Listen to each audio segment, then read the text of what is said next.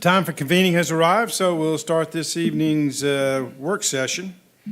Item 1 is the Data Strategy, Analytics, and AI Integration Update by Mr. Keith McMillan.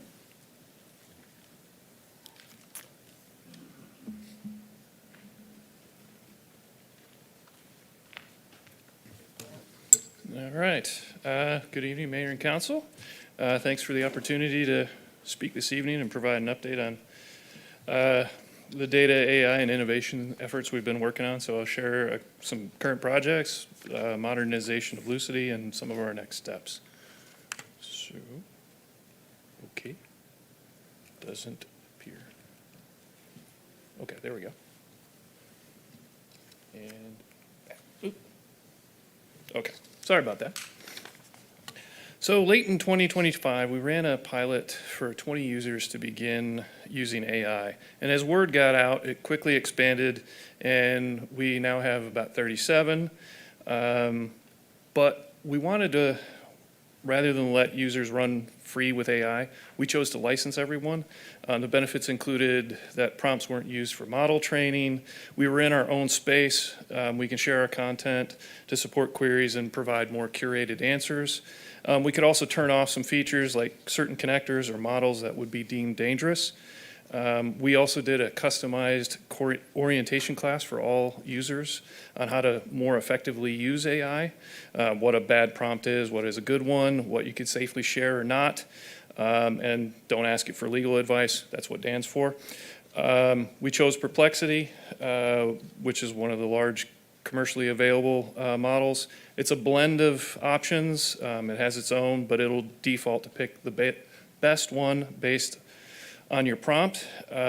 We also implemented what's called retrieval augmented generation, if you hear the term RAG, using external sources to generate answers. We loaded some of our own information like policy documents, Municode, some HR policies, and so on, so that users could ask detailed questions about ordinances or summarize meetings, or validate policy and procedures and receive sourced answers. However, the downside of that was it was actually a very manual process. But these are some of the outcomes that we found. A benefit of having that structured pilot was we were able to run performance management against it. We sent out surveys at the 30, 60, and 90-day mark. The picture on the right is actually from the dashboard I created to track this. We tracked perception, how often people were using it, and if it was saving them time. The 28-hour stat has been reported previously, but it's worth noting again. We projected that based off the pilot group for a full year, based off their survey feedback. Document review, content creation, and data analysis were the most common uses. Examples included reviewing RFP responses. Others used it to refine and create presentation or other documents. But it was kind of weak in the area of creating like pictures or images, we found. But these findings taught us that we could scale this across the city, which leads us to enterprise AI. So we wanted to scale up that success. We're implementing in the process right now of making Gov AI available to all staff. Part of our enterprise agreement is training, introductory and advanced, each 1-hour sessions. Basic training actually started yesterday. We had our first one. Over about 100 people attended. We actually ran out of room in the WebEx. The next one is Friday, and then we have 2 advanced scheduled in early July. We're already seeing great engagement. Yesterday morning, we only had 28 active users. By the end of the day, that jumped to 68, and we went from 34 to 167 prompts in one day. So we're seeing a 25% increase in terms of usage over the past couple weeks, and that's actually jumped 100% this week. We're also going to have some office hours for more one-on-one interaction. So if somebody has an idea or wants to flesh it out or how to use features, we'll do that. We evaluated, the reason we chose GovAI is we evaluated multiple options, commercial and government-based. And after talking with multiple cities and doing some demos, we found this was the best fit. It also picks up your context from your profile, like title, seniority, areas to help it tailor its answers. Some other key features that it has, I talked about RAG earlier. This is similar to that, but with some additional options. A folio is a container for content. This content can be documents, a connection to another system, or the result of a crawl of the website. Those folios are attached to assistants, which can automate tasks, combine content into one location, or surface information through search. Some of the examples are what you see on the screen. Municode has a direct integration to that, which makes it really easy. We connected it to ours as well as some of the surrounding cities, so you can ask it to compare an ordinance of ours to, say, another city. Or we're working on a grants assistant, which is a web crawler that hits multiple federal and state websites and grabs information so we can ask about grant opportunities and requirements. We're also hitting our own city website, hopefully to enhance search areas in that. It also just added evaluations, which is a cool new feature, or at least I think it's a cool new feature, which we can set up tests and evaluate the performances of these assistants and fine-tune instructions and sets to improve results. So if you watch the news much, you probably heard the words agentic AI. This is actually something we're, again, in the process of. Council meeting minutes. What it does is it goes out and downloads the transcript of, say, tonight's meeting from YouTube via its API. It also hits Civic Clerk for the agenda, downloads that, and will process the transcript. It also has some reference information for names, since YouTube has a tendency to misspell multiple names of yours, for instance, and corrects that. And then the output is basically a clerk-ready minutes for them to review. We insert the list of resolutions and ordinances that go along the way. We've been testing it. It's been doing very well. Eventually, we may switch over to the AI version. And when we're done, we're going to make it open source as well and allow any other city to use it in the interest of sharing. Another thing we're working on is the chat bot that is going to be launched. We're going to do a soft launch tomorrow on our public website, and with the official launch next week. We've been testing it since early February. It'll answer info about our website, whether it's events, contact information, service-related questions. It's not a replacement for the call center, but questions like, when is the next Sparkle Sandy Springs, 4th of July fireworks, who do I contact for trash service, can be handled by the chatbot so that the call center can focus on more complicated requests. We do, just from a monitoring and safety perspective, we do not get the chat details. There are no logins. There are no IP addresses to identify individuals. So what the city can't tell it's you, it's me, or anybody else in the public. We only see a chat summary, which can vary from a sentence or two up to a paragraph, and that highlights the interest areas that the user was asking about. We see an aggregate number of conversations and also average sentiment scores around satisfaction and resolution to monitor for issues, and we can help tune the model. It'll get this refreshed look at deployment where the fonts match ours, the colors do. We're also delineating the user is blue and the actual bot is white, so you can follow along the conversation a little bit easier. We're also implementing a content management system that any updated content on the website, so if a user updates a page, within 5 minutes, it'll be available for the chatbot. For a great example of that is, like, say there's a rain delay for fireworks, it'll be available in here within 5 minutes. So there's no waiting for deployment or the next day. We worked really hard on that one. And the vendor that we're working with, we are the only customer that's even capable of pulling this off. So next one, AI and permitting. We've been working with OpenGov, our permitting and licensing platform.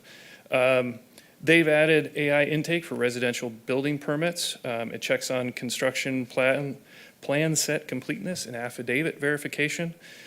These two combine for about 40% of early stage change requests. Staff can view the findings and explanations and provide feedback on the results so that the AI can continue to be refined. Right now, it's an internal validation, and additional permit types and broader functionality are coming soon. Next up, Lucity modernization. So the current state, worth mentioning is that we've had Lucity a long time. It hasn't really changed that much in about the 10 years that we've had it. We put a great deal of effort into customizing it to our liking. Consequently, we also do not have a citywide CRM. It makes it hard to understand the frequency of requests in an area or by an individual, or if we're seeing clusters of requests, it's all anecdotal right now. You see challenges when information about tickets are emailed. I'm sure you guys all see that already. Then residents may get a ticket number that isn't necessarily easy to remember, and it's hard to get updates on status if anything has changed. It also doesn't have any AI or predictive analytic features. Because of this, it creates friction, which is not always the easiest to find or share information. So where we are in this process, an RFP went out. We realized the scope, timeline, and budget were just not feasible. We removed several parts of the scope. We're talking currently with targeted vendors on what we're looking for. All the relevant departments have been included in the evaluation process. Priority has been to preserve and/or migrate the historical data from Lucity if we move to a new platform. But the question we keep asking ourselves as we delve further is, does this actually make service delivery better? And is it helping residents? And of course, we have to balance cost, time, and benefit. Yeah, we can modernize. What benefit will the residents see? How will we communicate that, and how will they feel that is the direction we're going. And there's also continual monitoring through performance management is another goal that we want, because we see that lacking in our current state. So from what we want an easy-to-use interface for staff, yourselves, residents, and businesses, not siloed but integrated. Data from a ticket should flow from the call center to Public Works or facilities or communications and back. The public should be able to easily see the status of their request or submit a request. With the integration and sharing of data, these are all the enablers of performance management, analytics, and AI. And reducing those silos reduces the friction that I talked about. So what's up next? So the Lucity modernization, getting closer to a platform decision and moving towards implementation here as we kind of move into the new fiscal year. GovAI, AI as help desk. We want to leverage our knowledge base from the service desk for tech support questions, because more people are now looking to AI rather than putting in a ticket. This is actually an industry-wide thing, not just confined to us. As we collect more data, we continue to monitor and improve governance. We're going to begin beta testing some new features. They're providing MCP support, which is it's a context protocol. So it provides a new way for us to communicate with our applications and do more natural language querying. Permitting, phases 2 and 3 of AI support, which are the plan and the data quality and substantive review support, should be coming later this summer. And then on the chatbot, the feature updates are frequent. Where we started to where we are today is night and day. That content management system will also provide voice support. That has improved greatly. Actually, the answer is different quite a bit from between text to voice. It's our own brains, actually. We don't have the attention span to listen to the full answer versus reading it on the screen. So it has to selectively edit when it voices it back to you, which that's it. You may also want to selectively edit what I just said, but that's okay. So with that, I'll take questions if you have any. All right. Keith, thank you. Questions? Ms. Mueller. Hey, Keith, thank you. Yep. Come a long way since you joined us. Thank you. You're welcome. Just a question, so on that upcoming, one of the last slides, is there like an overall timeline that you could provide, kind of high level, even if it's big by quarter Yeah, I can by do that. those? I'm just saying, because I think that would be helpful, and I don't know if any of those that were displayed are there dependencies between them, so do they need to be sequenced, or are they all separate They are entities? all separate. Okay. The Lucity one, I'll try and cover this in 30 seconds, but yeah, Lucity one, we're hoping to select a platform very soon and get going here. Thanks for the drum roll. Yeah, and GovAI, all those features are coming here kind of this summer, and we're already working on all this stuff. So some of the stuff that I've already talked about, should be within the next couple months. And then the chatbot, like I said, we're deploying tomorrow. I'm not sure how quickly we'll turn on the voice one. We weren't crazy about, because like I said, it kind of selectively edits and it affects the quality of the answer, we feel. So to be determined. And then on the Lucity upgrade, it didn't explicitly state it, but will there be self-service? So residents will be able to open tickets, see tickets, monitor tickets, so we don't have that call in and then they have to keep calling in to get the status? Yeah, that was actually kind of number one on the list. Okay, it didn't explicitly state that, so I just wanted to make sure because I think that's going to be a huge improvement. And then, is there like an associated communications plan for the public of all these things that we're going to be putting out and making available and improving? Have you thought about that? Yes. Is there official plan? No. But yeah, we've been talking about more publicly putting it on the website of the stuff that we're doing. We have like that digital innovation page now, but we need to be feeding and caring for the content on it a little bit more frequently than we are today. Yeah, I was just thinking like in the Scoop or on Facebook, and then I don't know at what point we get to it, but in the permitting, I know that we have like the build seminars, the different seminars, so maybe just putting the thought out there, are we going to have, is it worthwhile to have a public session on how to come in and use some of these tools? Potentially. Actually, you mentioned the Scoop. That's another agentic case that we're working on, which is summarizing all of this into that one little paragraph. It already works. It's just a little too detailed. So those are just some things from the, the communication. And I didn't know, in the Citizens Leadership Academy, is this, any of this covered as a topic in that? Yeah, I spoke last year. Okay, that's good. And then, I don't know how this fits in, but how will public records be handled for AI-generated outputs? That's one we've been discussing a lot. I don't really want to go into too much detail Yeah. now, but like with this, on the GovAI side, we've been talking about how long to keep threads, and a decision on that should be coming, I heard, in October. So, Okay, yeah. just something that, I mean. Yes, it's we're very still- top of Still mind. thinking about it, because I know that's, Mhm. when we pull public, when Rocky gets a request and has to go through and get them, so now is this somewhere else we have to go and get things from? Potential. And then, let's see. So I think that we have a lot of measurements, right? You measured a lot of productivity, so it's really been a productivity tool. So are you thinking about the measurements that you'll put forward for how do we know this is successful for what we're releasing to the public? Like permitting would be I'm sure it would be one we could track very easily. Some of these other things, I don't know what kind of dashboards? Are you going to have dashboards to kind of monitor that or manage that? Well, so the permitting, like you said, a lot of that's already built in, so we don't really have to make a lot of effort around that to monitor its performance. The chatbot, same thing. Like I said, we get those aggregate sentiment numbers, so we are already monitoring how it's doing.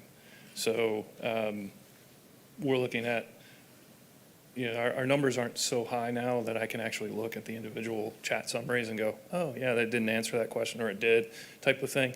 But yeah, we continually look at it. And then as you start, normalizing the data, rolling this out across multiple, if you will, applications and breaking down the silos, how do you make sure that we don't get back into that silo mode? Well, that's the $64,000 question, isn't it? But yeah, that's where a lot of, now that we'll be using more applications and using AI as kind of an integration point, it really does give us the opportunity to more properly govern, shape, control the data. So those are all things and part of my master plan. All right, well, thank you. Any others? Mayor Paul. Yeah. Ms. Ford? Keith, thanks so much for these updates. All of this is great stuff. On the AI front, I'll just offer that I recognize that it is a fairly large change management initiative, right? And it takes constant reinforcement and training to help everybody sort of come along, right? So it sounds like there's been great progress already made. And just keep up the good work, because not everybody moves along at the same pace. So it's a big change management thing. You're 100% right, and to that end, like the recording from yesterday, some additional resources, we're posting those on Inside Sandy Springs for staff to be able to use. So yeah, but really, to your point, trying to reinforce that, so we see this progress over time, not just right now. Right, exactly. And then for the new ticketing system, as we get closer to being able to release that to the public, which I know we're still a ways from that, if we can think about the expectations or guidelines that we want to set for both the public and for staff around frequency and I guess SLAs around updates, right? Because once it's so much easier for people to go in and check, they're going to think that, oh my gosh, that should be immediate, but it won't be, right? And then, so those SLAs and timelines, and then also expectations around sort of depth of responses and updates, so that people feel like they are getting complete information Yeah, this is through a their tickets. great opportunity for us to revisit a lot of processes and do exactly what you're talking about. Yeah, thank you. Mr. Chinsky. So the pilot was using Perplexity, but we're rolling out Gov AI for Correct. the enterprise. Mhm. Will council have access to enterprise accounts? I will have to double check on that. Okay. Yeah. I'd be curious to be able Yeah. to use it myself and see what it looks like. It basically looks like ChatGPT. Yeah. And, because it is running their model behind the scenes. Can we use AI to help fulfill open records requests? Is that something you've looked at? We haven't looked at it a lot, but it's one more of many potential applications. Just thinking of repetitive tasks that may be helpful to have an AI. I mean, you need human eyes to look for sensitive information, but maybe something to look at. And on the data front, so what data is being connected to our AI platform, and how are you determining who has access to that behind the scenes? So there is role-based access baked in. So we have full control over who gets access to what. More so, it's on the assistant side when we create one. That's really where it comes in. Maybe like Municode, that's something everybody can see. But HR policies, if it's something more sensitive than say the employee handbook, then we're going to tie it down. And yeah, there have definitely been security conversations around, okay, yeah, we can connect this, but should we? And there's also been, just with the data that we are using, or if somebody wants to upload it in an Excel spreadsheet, let alone an application. The nice part, and this is part of why we went with GovAI, is it has basically data detectors in it. It'll detect like a phone number or a social security number, which we've already set a certain number of, whether it redacts it, whether it blocks it, whether it just monitors it. And we are getting good feedback from the system of what's going in, so we can identify those risks and address them. Thank you. Mr. Paulson. Thank you, Mayor. Thank you. Fascinating world we live in these days, huh? So I guess some basic questions. We're talking about the staff user community doing AI research on something. If staff user A researches this subject, does it reside somewhere within the AI universe of the city so that the next staffer that asks a similar question has access to it? Do the answer to these things get stored as additional information that's really available, or does it have to start over again the next person that asks? How's that set up? So, no, there's no real sharing, which is actually kind of a good thing in a way. So Okay. think of it, do you use like ChatGPT or Claude or anything like that today? Sure. Okay, so it looks pretty much the same. Obviously it organizes it by thread and your questions, but if Dr. Kelly is sitting next to you, she can't see your threads. And this is kind of by design. So to your point, I get where you're going with it, but no, we don't store it. And then it also becomes a records retention problem Well, too. that's the other question is, if we store everything that everybody researches, Yeah. we need a bigger computer. Okay, well. We need a bigger boat, It's just yeah. a thought. When you talk about putting things, making data and information and minutes of meetings and things like that available. How far back are you going? Like, are you going to do 2026 meeting minutes? You're going to do 2025? You're going to load those in 2024? What are your plans to go backwards and bring that stuff forward? Not really going backwards because we already did it. Okay. But it does become training signal, and it already has. We've taken advantage of some of the stuff in the past, mostly for format, length, how, minutes read and so on. We'll just do it mostly on a going forward basis because there's no sense in having the AI reinvent the past. Oh, that's fine. I know sometimes with our search engine on our website, I type in stuff that I know we did. I can't find it anywhere. So that's Yeah. why I'm asking, should everything be available as we go forward? Hopefully it is, and we don't have to worry about this. So But it isn't potentially, now. yeah, so GovAI is working on more integrations with Civic Clerk. Okay, that'll bring a So, bunch of that in. yeah, we could just basically pipe that in. Hopefully, that's the direction that they're going. Yeah, that makes sense. Because downloading, and I went through this with Perplexity, downloading it, putting it in there, making it available, it's a very manual process. So we don't want to really go through that again. Well, that's fine. It's Mm-hmm. just anything to improve the ability to reach back into history and pull things out Mm-hmm. to make it easier would be fantastic. Okay. You talk about chatbot being open to the public Mm-hmm. soon. Tomorrow. Okay, so then another question came up about communication. When are we going to tell the citizenry that they have this tool? And there's a whole communication strategy around telling people what this even is and how you use it. And we have some that are not as smart about this stuff as others. So the communication part of this, otherwise, I can just picture my wife, I love her dearly, getting in the middle of this and I'm going to get a call 10 minutes later, I can't do this, or how do I do this? So the more explanation we can give to the public so that they can more effectively use it, the better off we are. And I'm not picking on my wife. Sometimes this stuff takes a little longer for some people. But the communication strategy so that the public knows what we're talking about and can use it smartly, to me, that's a big deal.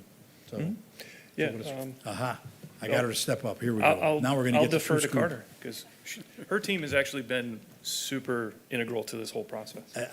How could you not? Yeah. So, Yeah, I can just touch on the communications plan for this. So obviously, this is a big undertaking for the city, and we're really excited for this launch.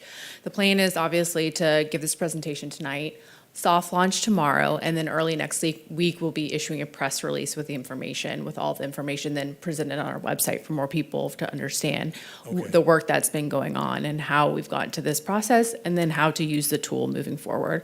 We'll also issue social media, newsletter updates, and we have a PR agency that's been working on more national so media. you've thought this through, haven't you? Yes, sir. Okay, good. I figured you had. It's just important. We have new technology here, and I can see it being very powerful. But if it's not used correctly, I could just see the phone ringing off the hook. Absolutely, which So- is kind of why we've wanted to do this more of a soft launch, working through the rest of this week, and then a harder launch next week. I don't care if it takes you a month. The point is, Okay, even more. Get it right and get it as clear as possible to folks. Sure. Okay. I got one more, and then I'll let you go. There was a question about, I don't think so, but hang on a second. You have a system whereby the public can now generate their own ticket? So let's think that one through, because I can see public sending in requests for Dan's shoe size. I mean, I could just see people doing this, and if there's no control over what the request is, this can spiral out of control. How are we managing the reality of requests versus just crazy stuff? That's a great Did I question. explain that correctly? Yeah, no, I Okay. understood what you meant. Yeah, so in this process, we've been talking with the vendors about how we manage that public side of, do they have to create accounts? Can they report anonymously? And we can see it happening potentially both ways. We haven't really talked as much about what you just asked, which is a very valid concern. So thanks for that. And we'll- Size 11, by the way. I checked it earlier today. 12. 12, sorry, I missed it by one. So I should Councilman, have if asked I, AI that, But actually. I can just see, we just got to think it through, that's all, because otherwise it's going to run amok. And Councilman, if I could chime in on that, residents can already create a ticket within Lucity. They just can't go back and check the status of the ticket, which is the big problem that we've had. Remember when we changed Sandy Springs Works a couple of years ago to be the more GIS-based tool? if you're out and about and you spot a pothole, or if you're out walking and there's a sidewalk issue, you can go to our website, click on Sandy Springs Works, and then you can put the information in. The issue, and what was my number one requirement for the new system, is that residents need to be able to go back and look at that ticket and see what the status is. Okay, The so that's current- treated, that's a ticket treated the That's same as right. if you called in That's asking about correct. something? Yes, sir. Huh, okay, okay. Good, stay after it. This is fascinating stuff. Thank you. Okay. Dr. Kelly. Thank you. I only have one question. So in a few minutes, we are at least going to be considering approving a budget that creates sort of a new office. I imagine that has implications for the presentation or your work. How do those relate? Like, will the creation of the new office impact what you've presented here, or will we just, is it, all? It's more of a all the- restructuring. If you recall from the budget presentations earlier this year, Keith's position Right, and the grants stays. administrator will be moving into the new Office of Innovation and Delivery. With the addition of one With the other, addition of the director curious. of the office. oh, right, so mainly that person would just do oversight. The coordination and pushing forward of the innovation initiative overall for the city. Okay, so for example, what we're looking at specifically probably won't change materially what we're Correct. trying to do. Okay, thank you. Clearly, security is a big issue, and I know you spent a lot of time on that. You started with the guardrails and the amount of security. Kind of talk to me about what the challenges are in making sure that if you're asking for information, you're the right person to be asking for that information, and if you're the wrong person asking for that information, how we manage those situations. With respect to What- which one? Queries, just in general. In Okay, general. so I'll start with the GovAI side.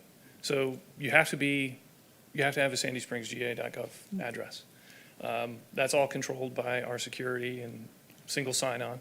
So, in theory, you can't get in if you're not an employee.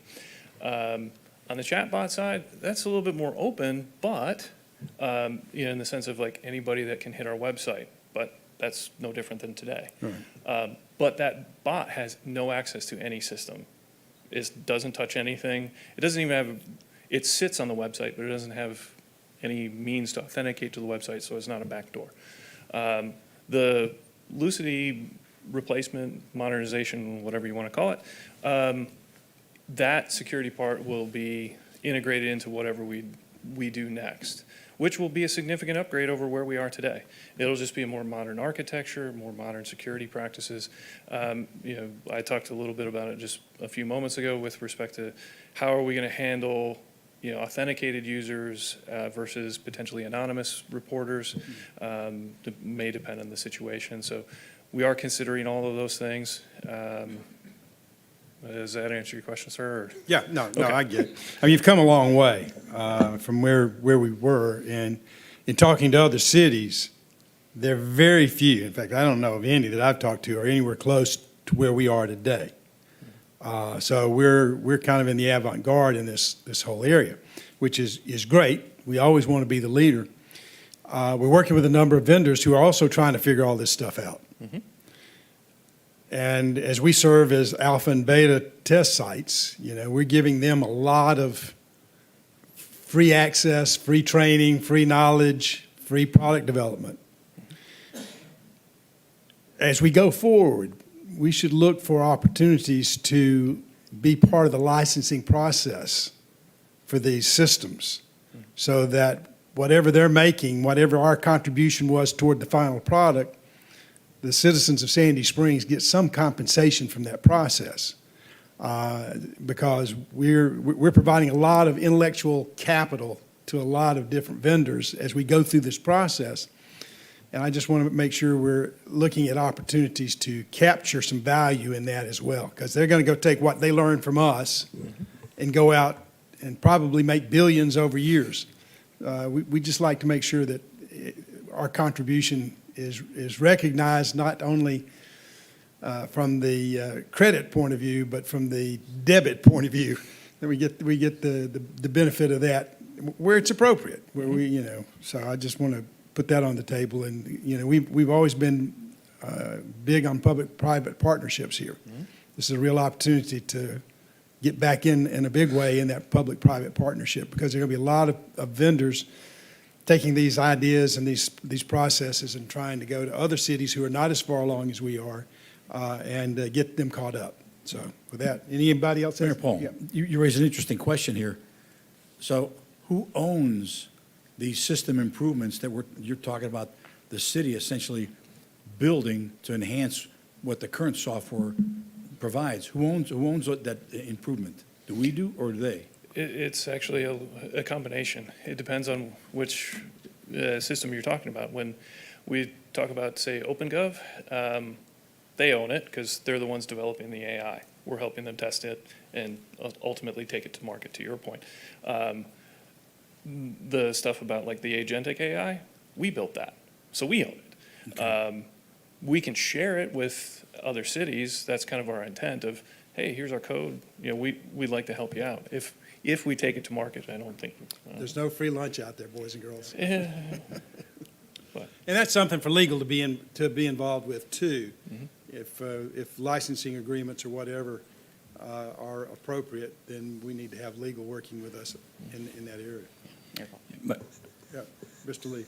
I'm just going to add an anecdote to the discussion, and I think the staff's done an incredible job of bringing this forward. And once you get the IT part up together, it's going to shock everybody, but the legal world and the bodies that make laws are way behind, and so it'll take a lot of catching up. On the issue of ownership, it's interesting in the city's world.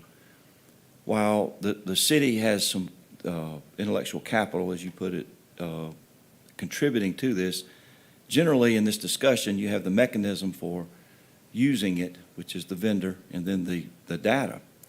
The data turns out to be mostly public record that doesn't belong to the entity of the city, but belongs to the public.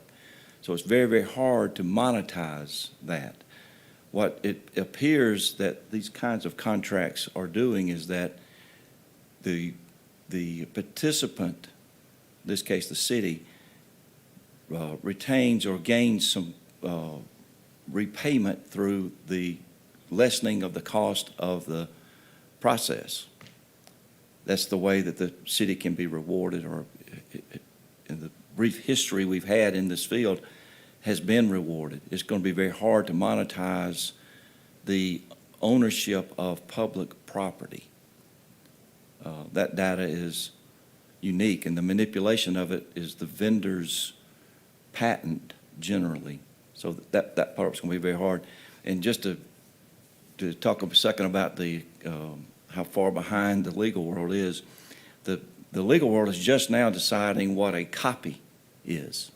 And real quickly, when somebody thinks they've been wronged and they want the one that wronged them to preserve all the documentation, you get what's called an expoliation letter, and it says you keep everything related to this subject. That happened in a case out of Columbus, and the case went on, and they were taking a deposition, and it just so happens this defendant was a company that was moving, so they took all their paper, like a lot of companies have done and are continuing to do, and they turned it into an electronic file. And so in taking the deposition of the person who keeps those records, the question came up, I want to see such and such document. I have it right here. Where's the original? Well, this is it. This is a copy that I retained. You don't have the original. And it is the only one left because it was preserved. And so the courts are having to decide, is that the retention of the document that was requested? It's going to take a while before the legal world can address some of these very, very intellectual and complicated issues. Well, to the extent that we can help them catch up, I'm all for it. Mr. Chinsky. Does the Gov AI model train on our data? No. That's the nice part about having the enterprise license. I figured, but I think that's an important part of Yes. figuring out how this is getting monetized as well. Well, but some of it, some of the things we're doing, the code we developed. Mhm. So that has value. Yes. That's the part I'm interested in. But we own that part? Yeah, we would own our code, or at least we should. This is the data, to Dan's point. Yeah, that's public. Well, the code, I mean, to my knowledge, there's no barrier to us copywriting our code. Already did. Okay, good, smart, thank you. All right, yeah, Ms. Mueller, we'll So wrap it up. the question on the OpenGov, I guess I didn't realize we were writing code. So we're No, writing we're- code as part of that? No, we are not writing code. Okay, so we are not writing code as part of the OpenGov. Correct. Okay, but we are working with them to understand the permitting process and how that should work, and the flow and the documents. The data's ours. Mhm. So I think part of the because I know, this is back when I first started my career, we designed payment systems with vendors. I mean, it was our data, they designed it. We had negotiated, it's a different world because it's private sector, exclusive use of those for a period of time because we didn't want our competitors to get it. And then, once that expired, we had the ability to get royalties for how much they, I don't know how it was staggered, if it was by transactional based or by sales based, because we helped them develop that, and that was for a period of time. So, I mean, this stuff's, they've done this, to the mayor's point, for a long time, and that popped into my head earlier when we were talking about this, and I think that's, if we could do that, we should. Okay. All right, Keith, thank you. Thank Great you. work, keep going. We're on the cutting edge, and we're ahead of most cities, and we want to stay there. Thank you. Will do. Thank you. Moving on to the Transportation Master Plan, Ms. Westcott. Good evening, Mayor and Council. We are at a great point at this moment to present a synopsis of the draft Transportation Master Plan. With me this evening is Dave Cox from Modern Mobility Partners. He served as the project manager, and he will give you a brief timeline and process and draft recommendations. And just as a preface to all of this, we have uploaded the full version of the draft to the city's website today for viewing. Dave? Well, good evening. evening. Again, my name's Dave Cox with Modern Mobility Partners. It's a pleasure to be here in front of you again. If you recall, I was at your city council retreat back in February to give you an update on the master plan at that time. So I'm glad to be back. So real quickly, I'll go over the project schedule, go over the project goals that were set previously, give a high-level overview of our public engagement and our public outreach effort that I thought was very successful. Go over the project list, some of the methodology that went into that, get into the ultimately recommendations of the plan, and briefly touch on some potential policy considerations to be considered moving forward before we get into the next steps and action items. So to just kind of recap, we've been at it for a good 9 months now. We kicked off back in October, and plan development has been active ever since, and we're ultimately working towards adoption likely later in the summer, probably next month in July. We also did a lot of community engagement right out of the gate, starting in November, which we're going to talk about here in a few minutes. We talked about it again at your council retreat, and we had a bunch of public outreach in the month of February. And right around that time is when the project recommendations really started to take shape, as that kind of fed into your T-SPLOS project list that you diligently worked on a couple months ago. And we're working towards adoption again next month. So I want to talk about the plan goals. A lot of these came from your previously adopted master plan from 2021. These are pretty common in most transportation planning documents. A lot of emphasis is put on efficiency and optimization. That's a clever way of talking about congestion relief. And also safety. Obviously, with any local government, public safety is paramount, and those obviously were kind of the two predominantly or main goals that fed a lot of the project scoring and weighting. But all these goals did have a component in those metrics. The only new one I want to point out was the beautification, is that was kind of a priority of City Council to work into different project elements. We have some weighting and scoring based on projects that had that element. So I want to talk about our public outreach. Again, we started with a farmers market pop-up event in November. We engaged with about nearly 60 residents. We continued with an online survey through the winter months. And then ultimately that fed into our public outreach, which we had 3 listening sessions or public meetings. And late in the month of February, we had them scattered around the city in 3 geographic zones, north, central, and south. And then we had our online feedback that carried on into the month of March. We had a great interaction with your communications staff, working with social media, and we got a few things posted in some of the local media. So to give you the results of the public outreach, we interacted with just over 170 people. Their primary focus when they looked at the goals, and we did kind of a weighting exercise, their primary focus was again on traffic relief, talking about that efficiency and optimization goal, and obviously safety. So that was not a surprise. We also asked them what were some of their alternative modes that they would like to use in addition to their vehicular their modes, because that was obviously the most common was automobile travel. But we asked them, what are some of those other methods you'd like to try more regularly? And that's what that pie chart there on the right shows. And it's no surprise, obviously people want to get out of their cars and they kind of would like to do more walking, biking, and use transit. But we also asked them a follow-up question about, well, what is the biggest barrier to you pursuing that? And obviously 60% of the respondents said feeling unsafe was the biggest barrier to doing so. That's a very common response because people do want to do these things. They want to walk to the park that may be a quarter-mile or half-mile road or down from their house, but there might be a barrier. There could be a busy roadway, or there might not be a crosswalk, or they don't feel safe getting their children there. So obviously, some of the priorities they gave us were safer roads, more facilities, more bike ped facilities, sidewalks, side paths, and obviously expanded transit service.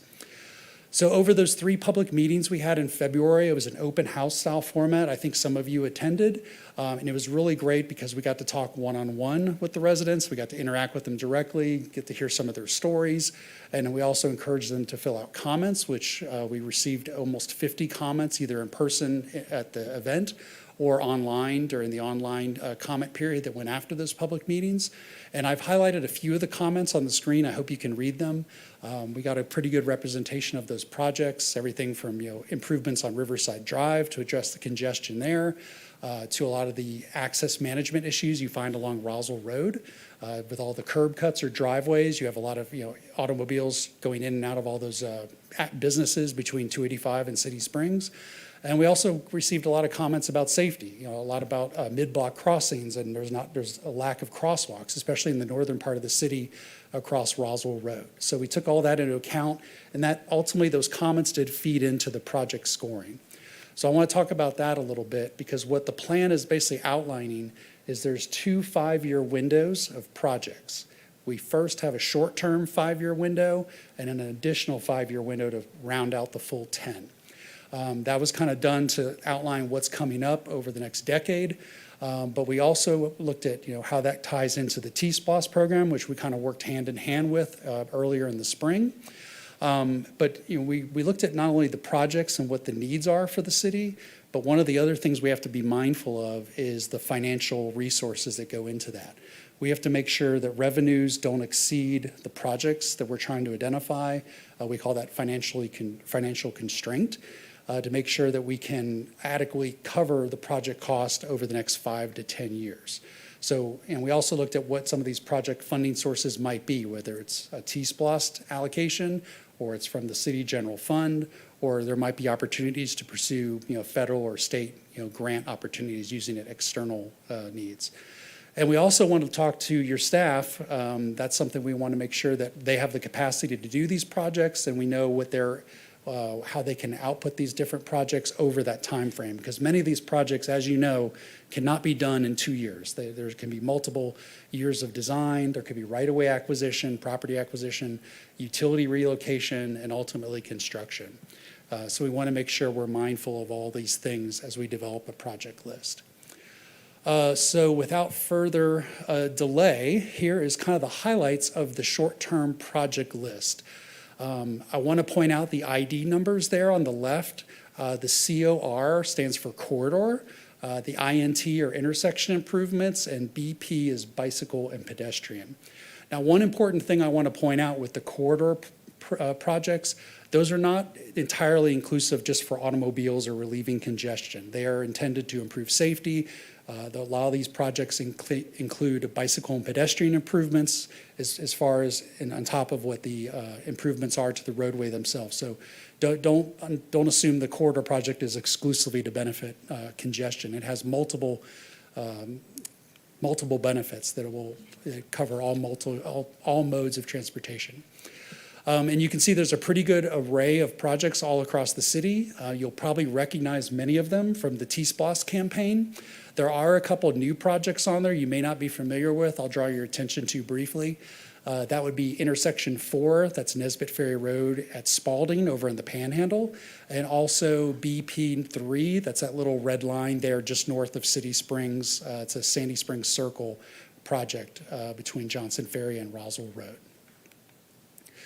This next slide here basically outlines the estimated cost for those projects and what phases would be included with them. In the early window here, in the first 5 years, you're going to see a lot of concept work. PE stands for preliminary engineering and design. So you'll see a lot of that, and if it's not outlined as all phases.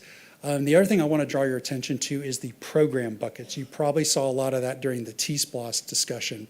They do have these program buckets of funds for these various programs. And one thing I do want to point out is this has been done in the past, but one of the new features for this time around was the mid-block crossing program that has $4 million allocated to pursue do mid-block crossings at various locations around the city. So that's really exciting to see. Moving on to the midterm projects, this is the second 5-year window, looking out towards 2036. You're going to see a lot of those same projects repeat, and that is primarily because in the second 5-year window, that's when a lot of these projects will be getting geared up for construction.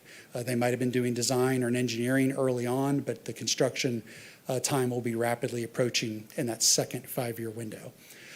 So we have you'll see a lot of those projects repeat, and a couple new ones as well. The main new one is number 8, the Roswell Road. That's an access management project immediately south of Sandy Springs, or City Springs, excuse me, to get that started.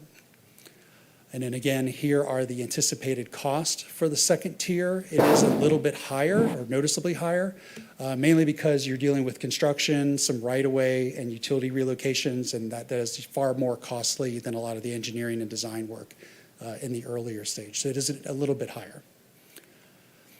And then lastly, I'll touch on this. We did look at some policy considerations, and I want to be clear, by adopting this plan, the council would not be adopting these new policies. This is mainly just to kind of get the ball rolling, to get the discussion started on some new ideas to move forward with in the next couple of years ahead. So a couple of the things that we identified were the rideshare services. I know you're very familiar with Uber and Lyft and how they operate, but one thing that a lot of cities struggle with is the pickup and drop off of these of persons or passengers. Sometimes it can be problematic to your local streets as they just kind of stop in the middle of the road. It causes a little bit of congestion and frustration. So there may be opportunities to modify your design standards to maybe help local developers as they implement new projects to install little parking spaces that aren't for traditional parking long term, but just for allow the rideshare services to utilize them. This could also be beneficial with the rise of Waymo and the autonomous vehicles that you see down in Atlanta and Midtown and Buckhead. As they may work their way up here, you want to be prepared for that, so there may be some opportunities to get those in. We also wanted to talk about micromobility vehicles. These are most commonly like shareable resources like bike shares or scooters that you might see down on the Beltline and in Atlanta.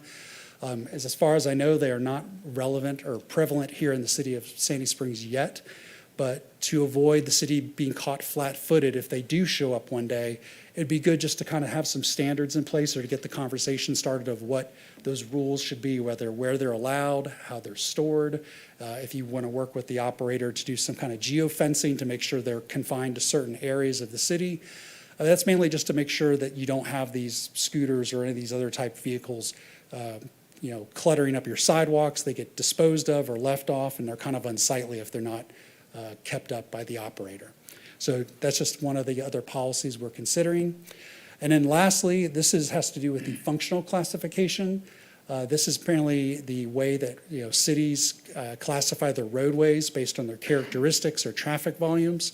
What's important is a lot of local cities maintain their own functional class system. That is in addition to what GDOT does. GDOT has a statewide system of functionally classified roads, and it's very common for the city and GDOT's functional classes to part ways or get further and further apart. And that's not necessarily a bad thing, but one of the things we wanted to do is make sure that at least there's a reminder or some kind of routine schedule that staff go back and revisit that, just to make sure that those two functional class networks aren't getting too far apart over time, which they tend to do. So this is not really a major change, it's just more of a reminder for staff to revisit that as needed. So that was a lot to cover. I do want to specify that, that we are not going to be adopting the plan likely until for at least another month. There's still plenty of time to provide questions and comments to the team or to staff.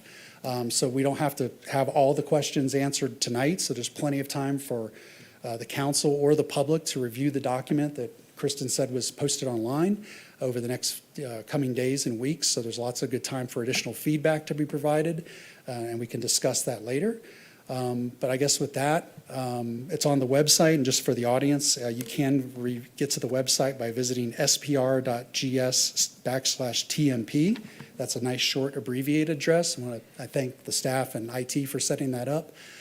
So you can get to the document very quickly and provide any comments or questions. So, Mr. Mayor, with that, I'll yield for questions. All right, let me give you a little bit of information that I received today. I don't know whether you've gotten this or not. I just got some information from ARC about changes to the tip and the recommendations that they're taking to the ARC board.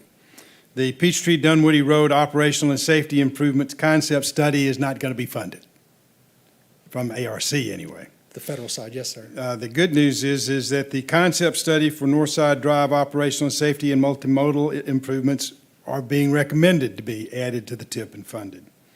2 projects are recommended to go forward and be funded: Roswell Road Northeast Boulevard project and the Roberts Drive Side Path Phase 1 project are supposed to be voted on by ARC board.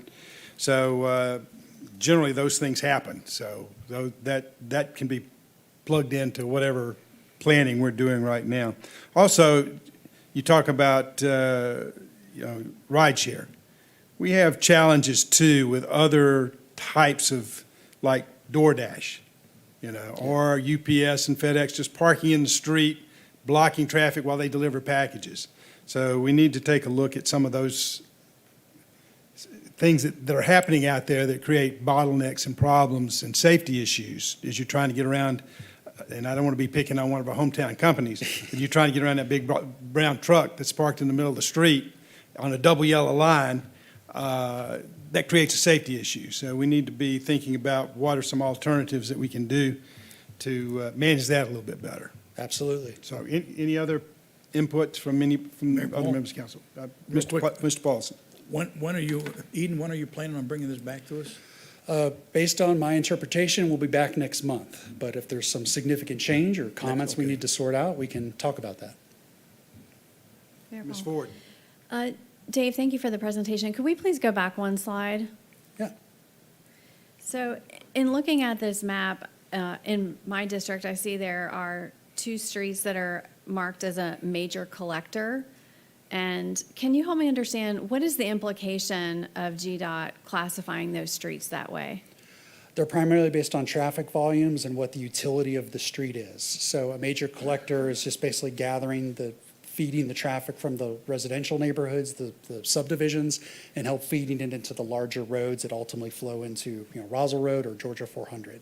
So a collector is generally, I'm not sure which district is yours. I apologize if it's the purple lines you said, the major collector. Yeah, I'm in District 5 down below. And Okay. I guess the reason I'm asking the question is I've recently had neighbors tell me that the Maps software is directing people through what they would consider neighborhood streets, which are the 2 that are marked here, as opposed to directing them, say, towards Roswell Road. So when I see this, I am wondering if we're encouraging more traffic on neighborhood streets with these classifications. So the navigation systems that route you, whether you're using Google Maps or another application, they have their own assignments for these roads, and they also, if there's traffic or some kind of impedance to them, it will reroute you on different roadways. I know when, several years ago, when they had the I-85 bridge collapse, it was a major problem with all those in-town neighborhoods where people were getting rerouted due to all the closure of I-85.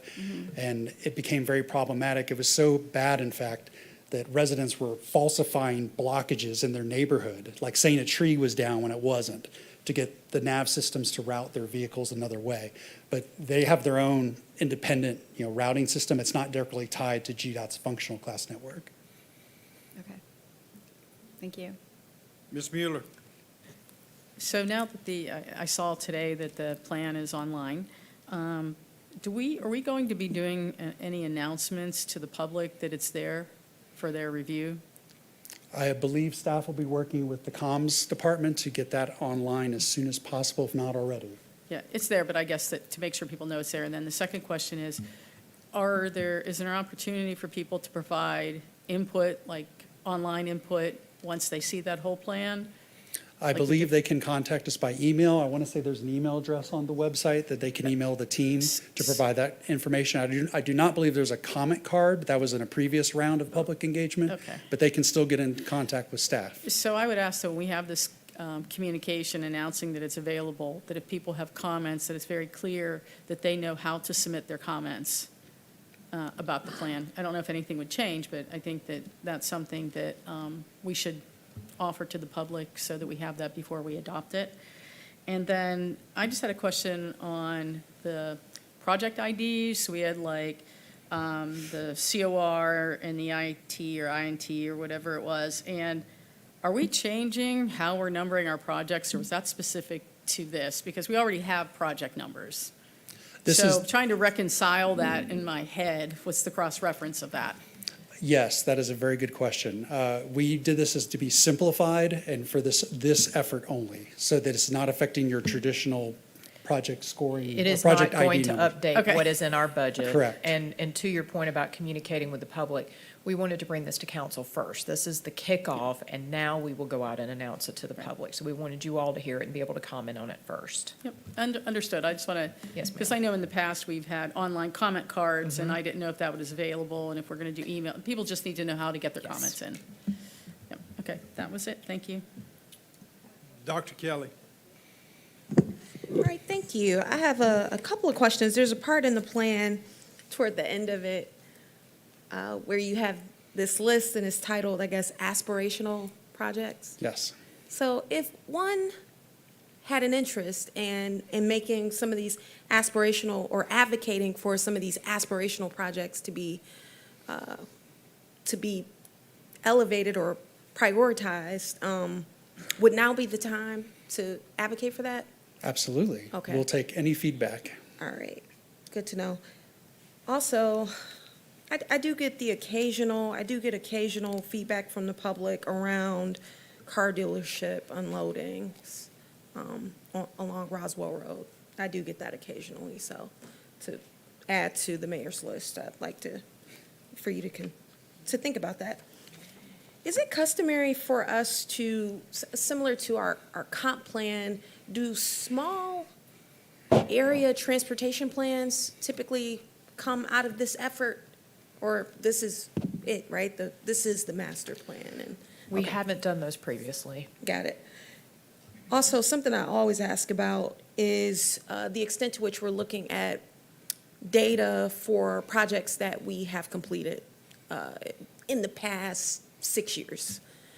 So has that been factored in any way or considered or discussed in this master plan? In other words, how the improvements we've made have worked out for us? We've only been looking forward. We haven't been looking back at return on investment or any of those Yeah. impacts or benefits. Okay. Is that outside of the scope of this?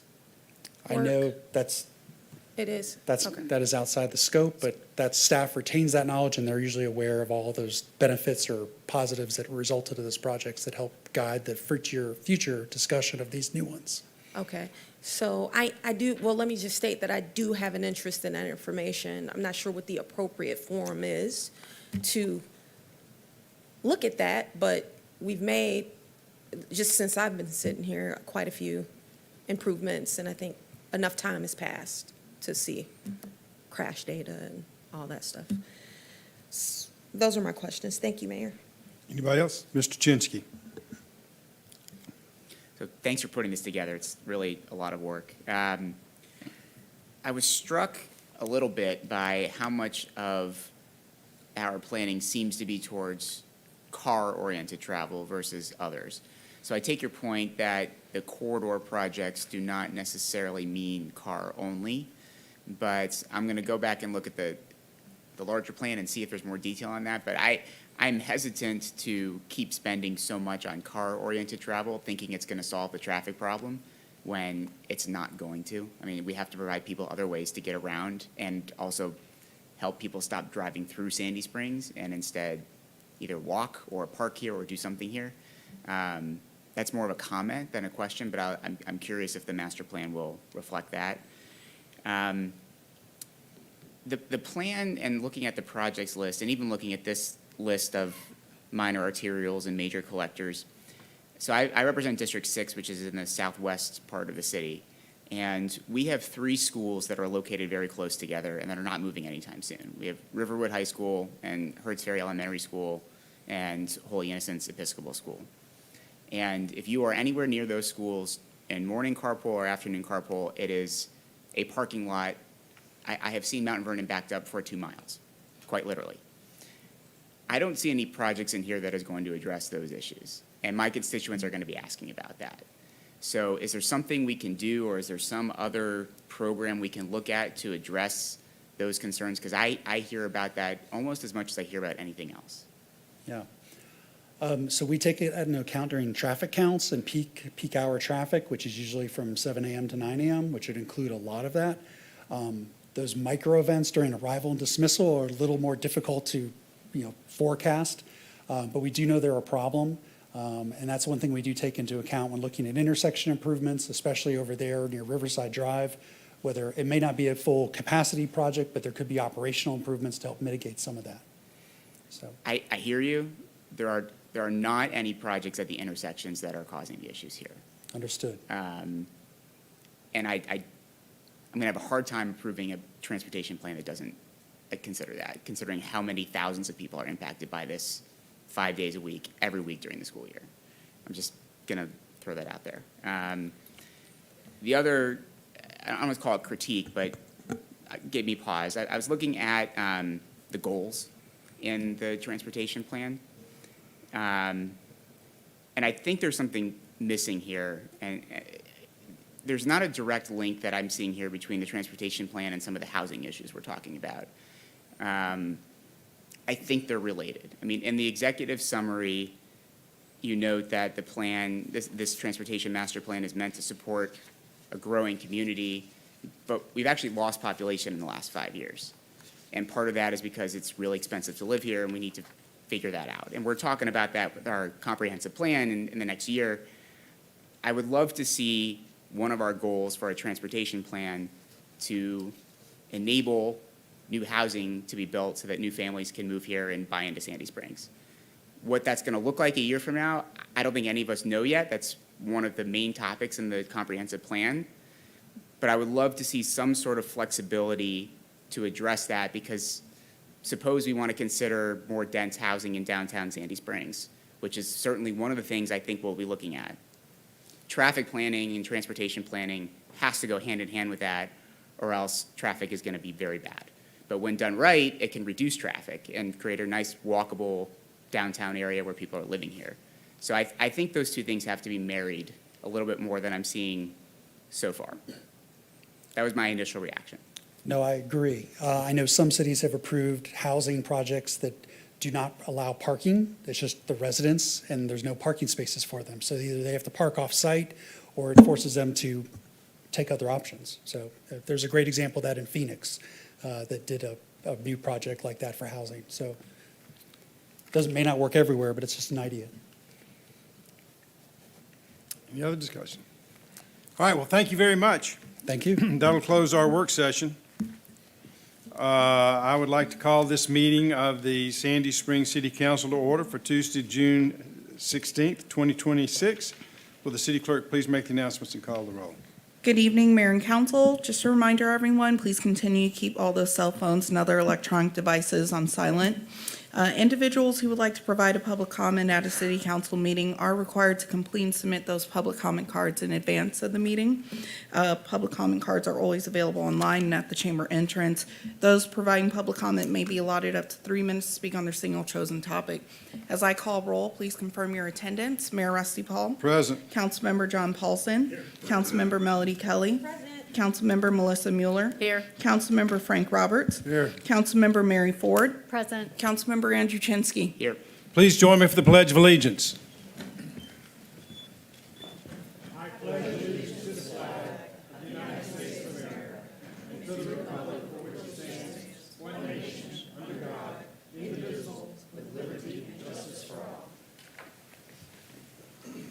Madam Clerk, have we received any public comment cards? Yes, we've received one public comment card this evening, Mr. Theodore Davis. Mr. Davis.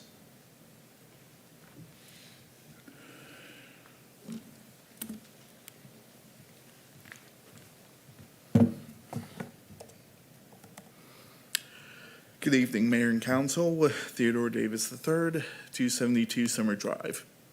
As it turns out, Councilman Chinsky, my public comment actually centers tonight on the lack of affordable housing supply.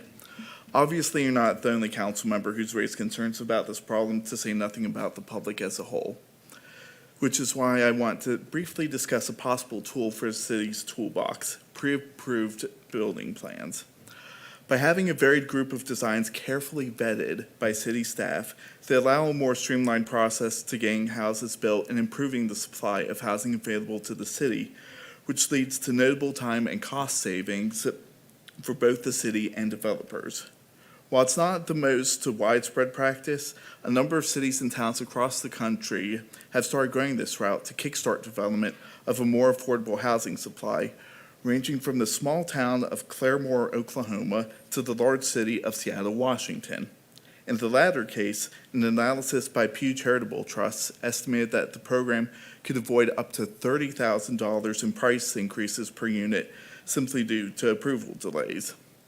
Plus, we're not just talking about one singular style of housing either, as some of the designs used by cities can range from smaller homes that are ideal for young professionals or older couples looking to downsize, to medium ones that are perfect for family looking to settle down, and even infill options containing 2 to 6 residential units each to address the supply of multifamily units.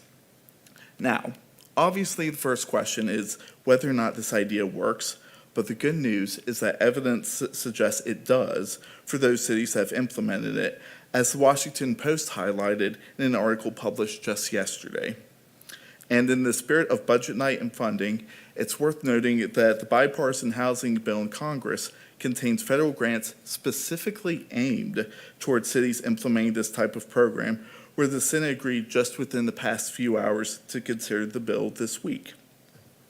Of course, it's not a silver bullet, since there will still be cases that require a more specialized approach. As Councilman Roberts will recall from the last Board of Appeals meeting, the case they discussed involved a property with unique terrain and environmental concerns, and it's hardly been the first case where those have been factors. Plus, there are also factors worth considering that are entirely outside the city's control, as Mayor Paul noted in February's retreat when discussing interest rates and homeowners' willingness to relocate. However, as Councilman Paulson noted at the time, it's important to see what other cities have done to alleviate their affordable housing crises. And I'd say this is as good of a program as any to see if it can be reasonably implemented here. Thank you very much. Thank you, Mr. Davis. We'll close the public comment period. Is there a motion to approve the meeting agenda? Mayor Paul, Mr. Paulson. I move approval of a meeting agenda for Tuesday, June 16, 2026. Motion by Mr. Paulson. Is there a second? Second. Motion by Mr. Paulson, seconded by Mr. Roberts, that we approve the meeting agenda. Is there any discussion? Hearing none, we'll call the question. The question's on the meeting agenda. All in favor of the motion, say aye. Aye. Opposed, no. The meeting agenda is approved. Is there a motion to approve the consent agenda? Mayor Paul, Ms. Mueller. I move that we approve the consent agenda for Tuesday, June 16th, 2026. We have a motion by Ms. Mueller. Is there a second? Second. Seconded by Ms. Ford. Any discussion? Hearing none, we'll call the question. The question's on the consent agenda. All in favor of the motion, say aye. Aye. Opposed, no. The consent agenda is approved. Moving to public hearings, will the clerk please read the first item? This is agenda item number 2026-165. Consideration of an ordinance to provide for the adoption of a budget, its execution and effect for the fiscal year beginning July 1, 2026, and ending June 30th, 2027. This is the second and final public hearing presented by City Manager Eden Ms. Freeman. Freeman. Thank you, Mayor and members of council. Tonight, I am pleased to have before you our final proposed and recommended FY 2027 budget for the city of Sandy Springs. This budget is the culmination of a more than 6-month process that began in January of this year with the direction provided by the Chief Financial Officer and myself to our departments. I would be remiss if I did not take this opportunity to thank Tony Carlisle, Kristen Byer-Smith, Michael Valheater, Tanya Yarborough, Keith Sanders, Caroline Galvin, and all of our department heads for their hard work in putting this document together. In many ways, this is, I hate to say, a bit of a labor of love for those of us who are budget nerds and local government nerds, but we're always happy to have this budget process come to a conclusion. This budget is based upon our charter-established tax rate of 4.731 mils. There are no tax or fee increases that are included in this budget. It is a total budget of $1.089 billion and a general fund of $170.3 million. It fully funds our operations for fiscal year 27 and supports the work of 664 employees who provide exemplary service to our residents every day. I'm happy to answer any questions that you all may have. All right, do we have any public comment about the budget? No.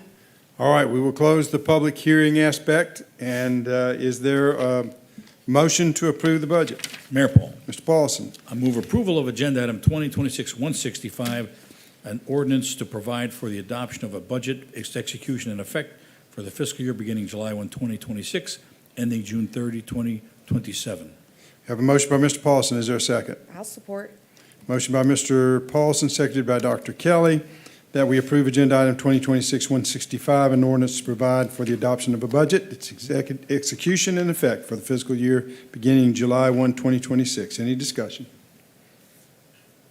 Hearing none, we'll call the question. The question's on agenda item 2026-165, an ordinance providing for the adoption of a budget. All in favor of the motion, say aye. Aye. Opposed, no. The item is approved. Moving to item B. This is agenda item number 2026-166. Consideration of a resolution to adopt the 2025 Capital Improvements Element Annual Update, presented by Planning and Zoning Manager Michelle McIntosh Ross. Ms. McIntosh Ross. Yes. Good evening, Mayor and City Council. Today before you is a request to approve a resolution to adopt the Capital Improvement Element, the CIE, the annual update for fiscal year ending June 30th, 2025. At the April 21st, 2026 public hearing, you approved the resolution to transmit the city's draft Capital Improvement Element, the CIE, to the Regional Review, ARC and DCA. I am pleased to report that on May 15th, 2026, the Atlanta Regional Commission informed the city that the CIE was approved by the Georgia Department of Community Affairs with minor edits, which were incorporated in the documents before you. Given the minor edits, DCA noted that we can proceed with adopting the CIE update.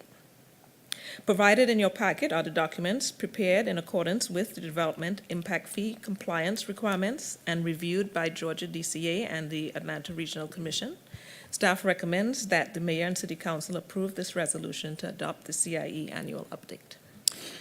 Madam Clerk, have we received any public comment cards?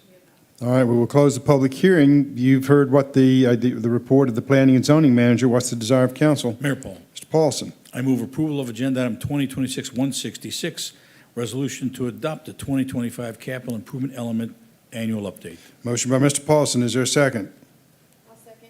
Motion by Mr. Paulson, seconded by Dr. Kelly, that we approve agenda item 2026-166, a resolution to adopt the 2025 Capital Improvements Element Annual Update. Any discussion?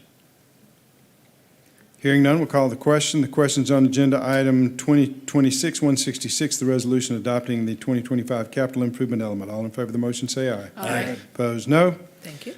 The item is approved. Moving to new business, the clerk will please read the first item. This is agenda item number 2026-167, consideration of a resolution to approve the City of Sandy Springs general liability and other risk policies insurance renewal for FY 2027, presented by Human Resources Director Liz Aubrey. Ms. Aubrey. Good evening, Mayor and Council. I'm here this evening to present with Partners Risk Services that they have conducted some market research and an inventory of our city assets and our liabilities and provided a proposal that is attached. Our overall recommendation for these policies will show for fiscal year '27, and which is when all of our policies actually coincide, starting July 1st, an increase of premiums of 5.59%. These also do increase some of our deductibles, though, so I do want to point that out. They will increase as well, but we are also seeing those trends experienced in our peer municipalities as well. So this is not something that just us are experiencing. So I have Mike Royal here as well from Partners Risk Services. We've seen him before, and he's here to assist in answering any questions. But I do ask that you are kind because today is his birthday. That makes him a special target. It is, and thank you for the red velvet cupcakes. Those are my favorite. I appreciate it very much. Mayor Paul, members of the council, it's again good to be with you this year. And I do want to thank the staff, your professional staff that we work with all the time, Ms. Aubrey, Ms. Carlisle over there, and City Manager Freeman and Mr. Lee, and so many of the folks that are in your procurement department that we talk with regularly about your contracts, about. You're the only person I've ever heard that enjoyed working with Mr. Lee, but go ahead. It's most of the time. Most of the time. We don't have to talk often, thank goodness, because when we do, it's usually something serious and to the point, as you know. But no, we've got a very professional relationship, and you have a professional staff. And I'll get to that in a second. That's one of the reasons why you're in better shape on retention and deductibles than many of your peers that either touch you or immediately surround you. But with that, I'll get in and I'll just hit a few of the high points, and again, be glad to answer any of your questions and speak with you, because we did do a very extensive market search outside of our current folks that we work with. We talked to many different vendors, many different other municipalities, many different other people in the market, because from the general liability perspective, it is very difficult. And your budget's over $1 billion and you have more than 100,000 residents. So that does take, from a first dollar standpoint, where you are, many of the markets out because of your sheer size and complexity. So, but of the ones we have, we did get a very good response from them. And the deductible did move for general liability and automobile liability, which are the two biggest, two of your biggest risks, from $25,000 to $100,000 this year. However, there are cities that are 1/3 of your size that are very, very close to you that have deductibles of $250,000 or $500,000. And one had to go self-insured this year, not because they wanted to, because they didn't have a choice. So this is very favorable for a city of your size and your risk profile. Going down, a lot of it did not change. We're a positive this year. We did change the property. It did go from Travelers to Chubb. Chubb was, very aggressive, wanting to take on the risk this year, and it did come with some benefits. I will point out that we did have some increase in premium, but we did also, in the review and looking at the valuations of some of your buildings, reviewing some of the replacement costs that have really soared over the last few years. The building total values, our TIVs as we call it, did increase substantially as well. But one of the major benefits from going to Chubb this year too is we eliminated your percentage deductible for wind and hail, i.e. a tornado, from 2%. That has gone to a straight deductible of $25,000 this year, which for a building of this size could be a quite significant bill for the city and the taxpayers if anything did happen. Cyber insurance has continued to go down. It wasn't too many years ago, I stood before you and we were having trouble getting limits of cyber. That has changed because of the work that's been done. And as a risk management partner, I was really glad to hear your discussion on AI. Mayor Paul, you're right. Y'all are leading the way, but I would rather be leading the way than your head in the dirt, like some of them, head in the sand, like some of your peers are doing. And I was really, really glad to hear some of the questions, because being deliberate, thoughtful, precise, and taking your time to try to get it right, I believe is the best way to go about it.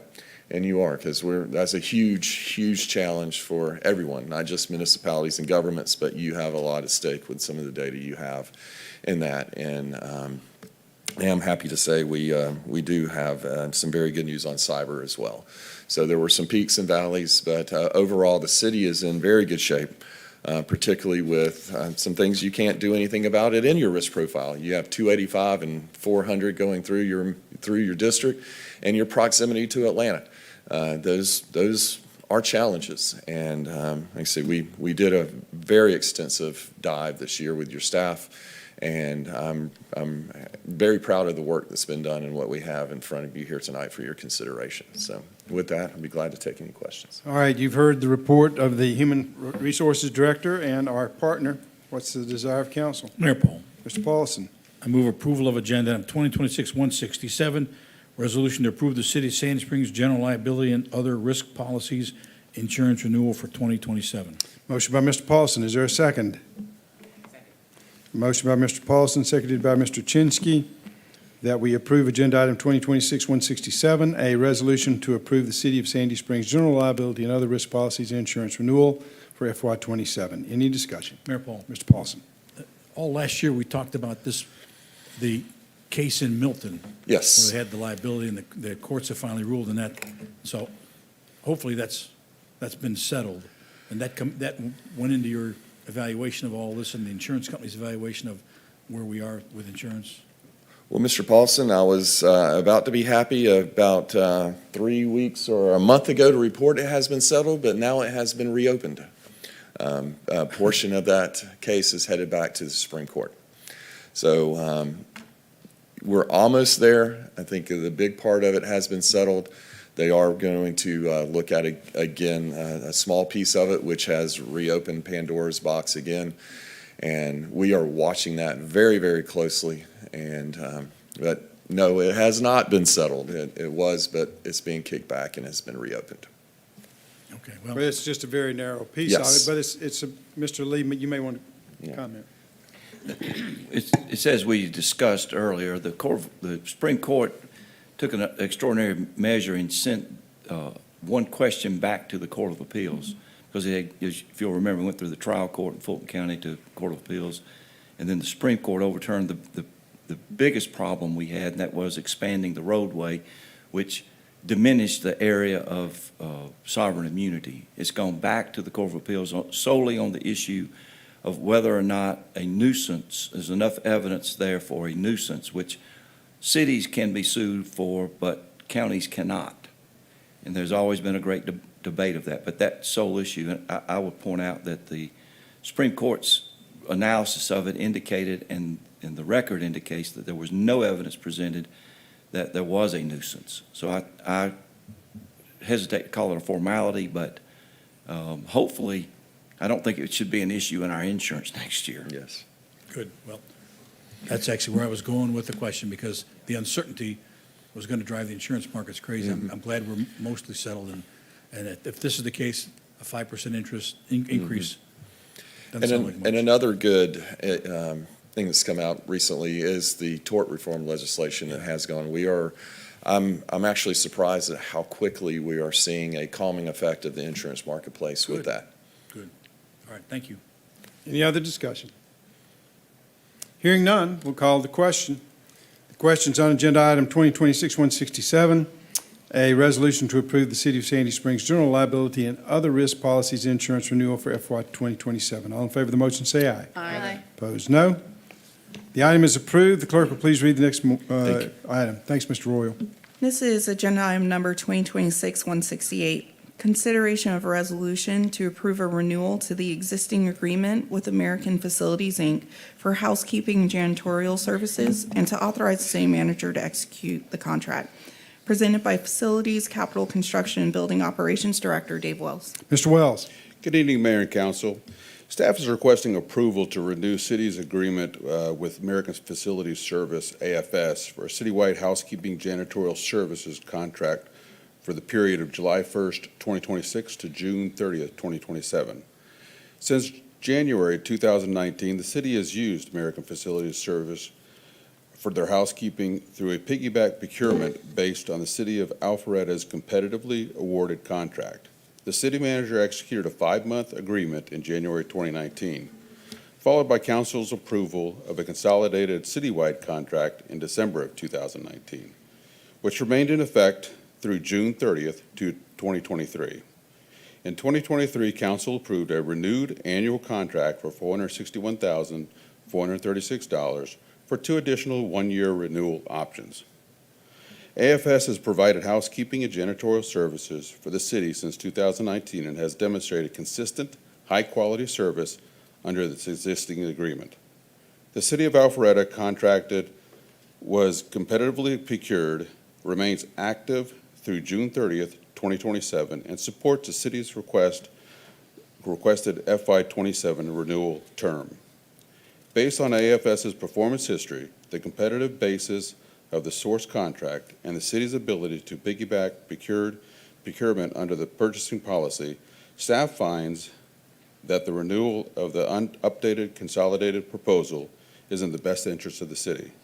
Staff recommends the council approve the renewal of the city's existing consolidated agreement with American Facilities Services for the citywide housekeeping and janitorial services for the renewal term beginning July 1st, 2026, and ending in June 30th, 2027, and to authorize the city manager to execute the contract renewal documents subject to approval by the city attorney and the chief financial officer. You've heard the report of the Director of Facilities, Capital Construction, and Building Operations. What's the desire of council? Mayor Paul. Mr. Paulson. I move approval of agenda item 2026-168, resolution to approve a renewal to the existing agreement with American Facilities, Inc. for housekeeping and janitorial services, and to authorize the city manager to execute the contract. Motion by Mr. Paulson. Is there a second? I'll second. Motion by Mr. Paulson, seconded by Ms. Ford, that we approve agenda item 2026-168, a renewal to the existing agreement with American Facilities, Inc. for housekeeping and janitorial services. Any discussion? Mayor Paul. Mr. Paulson. So this agreement without piggybacking on Alpharetta, that agreement ends next year. So will we go out independently for next year? We We're probably good with this, will. but we'll Yep. probably go out our own, Yes, Council. just to see, okay. Good, thanks. Tell you, those folks clean. If you're here, you're tripping over them. They're everywhere cleaning. I mean, it is amazing to see them work. They've done a phenomenal job. All right, any further discussion? Hearing none, we'll call the question. The question's on agenda item 2026-168, a resolution approving renewal of the existing agreement with American Facilities for housekeeping and janitorial services. All in favor of the motion, say aye. Aye. Opposed, no. The item is approved. The clerk will please read the next item. This is agenda item number 2026-169. Consideration of a resolution to approve change order 3 to the existing contract with Backbone Infrastructure LLC as it relates to the Brandon Mill Sidewalk Project, that's project number S2187, and to authorize the city manager to execute the revised contract documents. Presented by Public Works Director Marty Martin. Mr. Martin. Mayor and council, good evening. Tonight, I bring forward to you the third and final change order for the now completed Brandon Mill Road Sidewalk Project, S2187, as previously noted. A little history on the project. In September of 2024, city awarded an initial contract to Backbone Infrastructure, at that time the low bidder on the project, at $1,692,376 to construct the project. Since that time, there have been 2 previous change orders 1 and 2, associated with the project. One was to extend the time of the project by 90 calendar days, as well as additional provisions to allow for 2-way traffic to be maintained on Brandon Mill Road, while a significant amount of undercut was required to construct one of the major retaining walls on Brandon Mill Road. So barrier installation was required for that, as well as additional traffic control and flagging to render all of that work. Change order 2 associated with this work included additional quantity to cover overages and paving items. This was a roadway repaving project to finish the repaving of Brandon Mill Road, as well as some additional quantity in Class B pavement to provide a sound and solid roadway base underneath what had been believed to be a roadway constructed on a gravel roadway base, but instead was found to be soil. So instead, Class B widening was installed there in order to provide a solid foundation. This change order that I bring to you tonight looks for costs for 2 additional items. One is additional granite wall cap. And if you're familiar with our granite veneer walls that we construct throughout the city, there's a concrete core underneath those. However, we arrive at that concrete.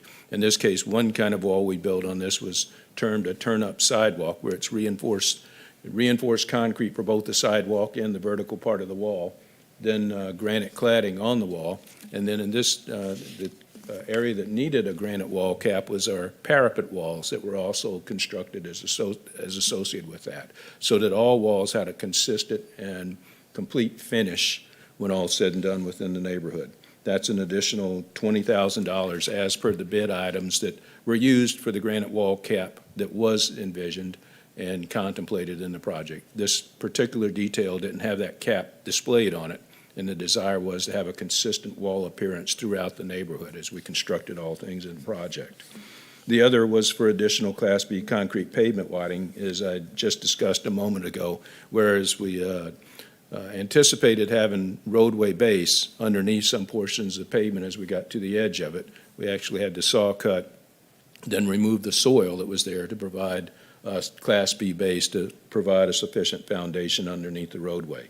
That amount for this change order 3 was some $9,570.60. With all that said, this change order 3 is totaled at $29,565.63 as the final change order for the Brandon Mill Sidewalk project.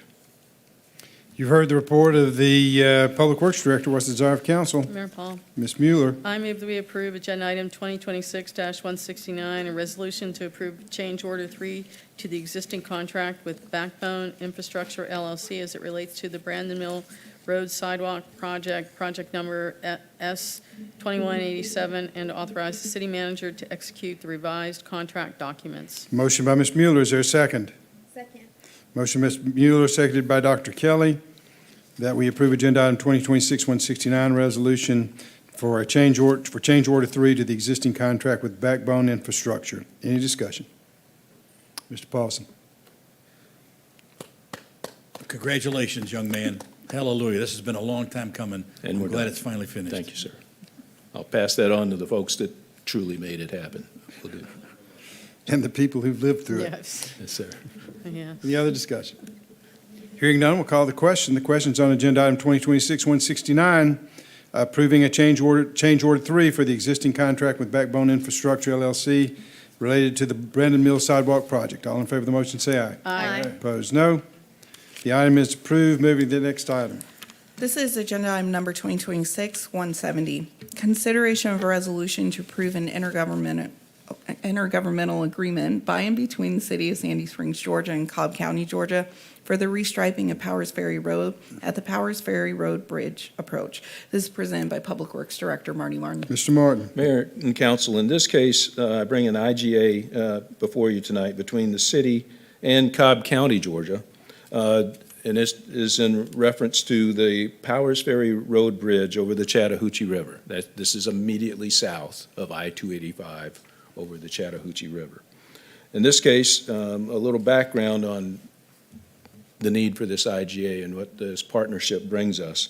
In 2023, the city developed an updated roadway striping plan for Powers Ferry Road between the Chattahoochee River and Northside Drive, which was undertaken with roadway resurfacing work the city performed in April of 2024.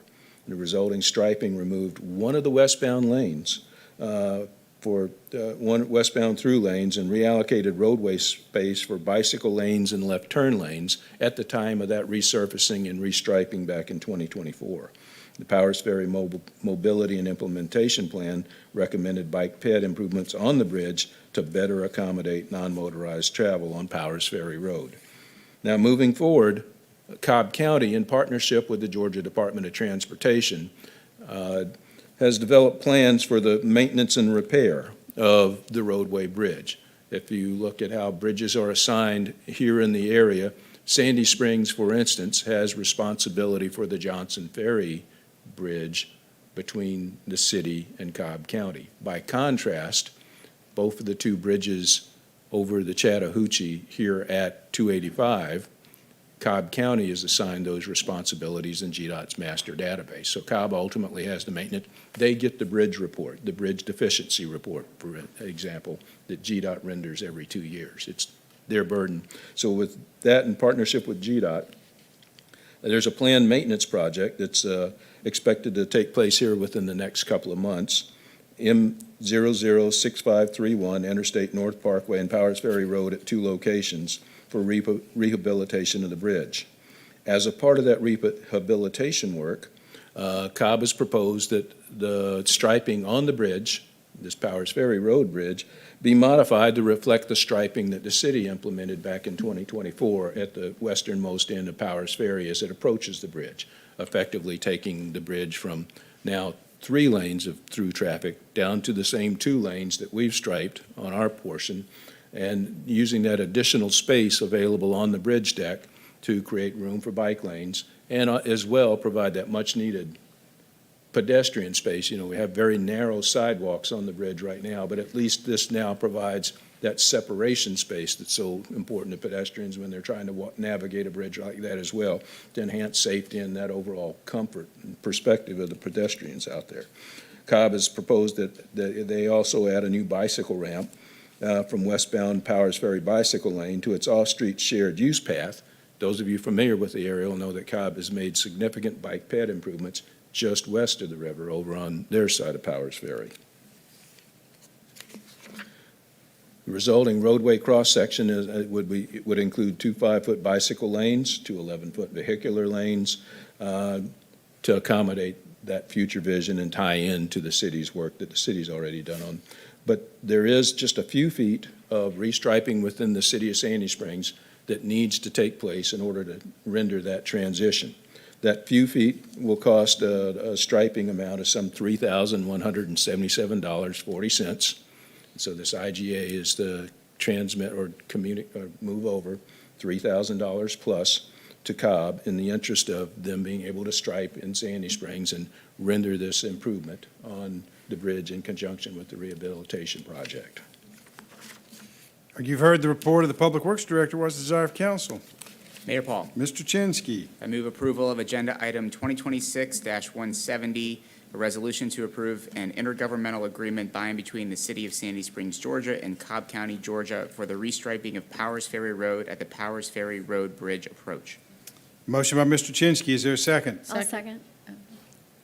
I got it stereo, so I'm going to go with Ms. Ford. All right, any discussion? Mayor Paul. Mr. Chinsky. So this is low cost but potentially high impact. I'm really excited to see this. For my colleagues who may not know, you can get from this building to the Battery completely on sidewalk except in 2 places. One is right outside of Arlington Cemetery where some of the graves encroach where there's not a sidewalk on the road. And the other is just to the west of this bridge. There's a small section where you have to walk on the grass or try to cut across the road to get onto some of the paths by 285 that eventually go under to the Chattahoochee River area and connect to the Battery. So my dream is for one day to be able for this all to be connected. But Marty, my question, is there going to be some other... I'd love to walk to you to a Braves game one of these days, too. I would Looking love forward to. to it. Yes. So, anyhow, sorry to depart from... No, please, or bike or what have you. Is there going to be any additional crosswalks or ways for pedestrians to get from the south side of this path to the north side trails? Or is there something we can ask Cobb County to do to add some extra sidewalk on their side of the line? Well, for the south side, as you pointed out, we have the transition they have intended right now is to shift the bike lane traffic the westbound side, but on east side or sidewalk, none right now, but we can certainly continue to partner. This was as you pointed out, a very low-cost, effective way to provide some much-needed, much-desired improvements over there. Yeah. Maybe in some point, it's a bigger and better improvement that we can render over there. We'll work for that day. But, so we can work with them and see what possibilities Yeah, are there. I mean, if there's some ability to add a crosswalk that lights up when people Right. walk across, or some way for residents, because it's our residents who are walking across this bridge to go to the river, like hundreds of them. 'Cause One River Place is a huge condominium complex and townhome complex that is down the block. So if there's some way that we can have them be able to safely get to the north side of the street, And- I would love to. And hats push off that. to Kristen Westcott. Go ahead. They do have that I in didn't see there, it, Kristen? but It's not probably in your, but their whole plan further west. I think they're doing that. okay, that would be tremendous. So- Keep me posted Yeah. on that, because I have Will a do. few hundred people who would love to know that. But again, back to an earlier striping plan that Kristen and her team had developed, and the persuasive ways she has at times, she's been able to get some allies here and help us out with this. Thank you. Mr. Martin, I assume that the work will not do anything to the bridge itself. Is that correct? The work is truly maintenance and repair. It's refurbishment. It's So- just updating and Yes, sir. and making sure that it remains structurally sound, Yes, sir. and then striping, but there's no plan to widen or, Not in Replace. this particular project. No, sir. all right, thank you. Any further discussion? Hearing none, we'll call the question. The question's on agenda item 2026-171, a resolution approving contract award to, no, I'm on the wrong one. I jumped ahead, didn't I? Aha! A resolution to approve an intergovernmental agreement by and between the City of Sandy Springs, Georgia, and Cobb County, Georgia, for striping of Powers Ferry Road at Powers Ferry Road Bridge Approach. All in favor of the motion, say aye. Aye. Opposed, no. It is approved. Clerk will please read next item. Agenda item number 2026-171, consideration of a resolution to approve contract award to Gracie Gray Contractors, Inc. for guardrail replacement and maintenance services, and authorizing the city manager to execute a contract, presented by Public Works Director Marty Martin. Mr. Martin. Mayor and council, I bring before you tonight a contract award recommendation to Gracie Gray Contractors for the guardrail replacement and maintenance services contract with the city of Sandy Springs. And authorize, please, the city manager to execute this contract with Gracie Gray. March 21, the city engaged an engineering firm to develop plans for replacement of guardrail that does not meet current Georgia Department of Transportation standards in multiple locations throughout the city. Following that effort, the city initiated a guardrail replacement program to address the identified deficiencies. Initial construction work was completed under a prior contract. However, 9 locations remained that required upgrades to meet those current GDOT standards, as well as areas needed some additional work in terms of engineering, right-of-way support, those kinds of things before they could be ready to execute. To continue this effort, the city issued a new ITB, invitation to bid, to establish a contract for guardrail replacement and maintenance services. This contract will support the completion of those remaining 9 locations identified in the original engineering plans, and as well provide ongoing citywide guardrail maintenance and repair services over a 5-year term. On February 2026, the city issued an invitation to bid, seeking bids from qualified contractors. On April 1st, 2026, the city received the following 2 bids, one from Gracie Gray Contractors, the low and successful bidder in this case, at $951,063.40, and another from Reynolds Fence and Guardrail Incorporated at $1,445,473.80. Staff evaluated those bids and determined that Gracie Gray provided the lowest responsive and responsible bid to the city, and with that, staff recommends award of this contract to Gracie Gray Contractors in the amount of $951,063.40. The city has previously used Gracie Gray Contractors successfully in guardrail maintenance and repair work throughout the city. You've heard the report of the Public Works Director. What's the desire of council? Mayor Paul. Mr. Ford. Move that we approve agenda item 2026-171, a resolution to approve contract award to Gracie Gray Contractors for guardrail replacement and maintenance services, and authorizing the city manager to execute a contract. Motion by Ms. Ford. Is there a second? Second. Seconded by Mr. Roberts. Any discussion? All right, hearing none, we'll call the question. The question's on agenda item 2026-171, a resolution approving contract award to Gracie Gray Contractors for guardrail replacement and maintenance. All in favor of the motion, say aye. Aye. Opposed, no. The item is approved. The clerk will please read the next item. This is agenda item number 2026-172. Consideration of a resolution to approve submission of an application to the U.S. Department of Justice Office of Community-Oriented Policing Services FY 2026 Technology and Equipment Program for the Chatcom Backup 911 Emergency Communication Center project and to authorize the city manager to execute the grant agreement. This is presented by SSPD Major Forrest Bohannon. Major Bohannon. Mayor, members of council, good evening. This agenda item asks for your approval to submit a grant application to the U.S. Department of Justice COPS Office Technology and Equipment Program for the Chatcom Backup 911 Communication Center project. Thanks to Representatives McCormick and McBath, the city was already approved for a little over $3 million through the congressional directed spending process, and this COPS grant application is the required mechanism to receive those funds. There is no local match required, although the city will provide staff resources to support project management, implementation, and the ongoing operation of the facility. Staff recommends your approval tonight for the submission of an application to the U.S. Department of Justice COPS office and authorize the city manager to execute the grant agreement. You've heard the report of Major Bohannon. What's the desire of council? Mayor Paul. Mr. Roberts. On agenda item 2026-172, I make a motion to approve the submission of an application to the U.S. Department of Justice Office of Community-Oriented Policing Services FY 2026 Technology and Equipment Program for the Chatcom Backup 911 Emergency Communication Center project and to authorize the city manager to execute the grant agreement. I have a motion by Mr. Roberts. Is there a second? I'll second. Motion by Mr. Roberts, seconded by Dr. Kelly, that we approve agenda item 2026-172, submission of an application to the U.S. Department of Justice Community-Oriented Policing Services Technology and Equipment Program for the Chatcom Backup 911 Emergency Communications Center. Any discussion? Hearing none, we'll call the question while I take a breath and reading that whole sentence. All in favor of the motion, say aye. Aye. Opposed, no. You knew what you're voting on. I wasn't about to try that again. All right, the clerk will please read the next item. This is agenda item number 2026-173.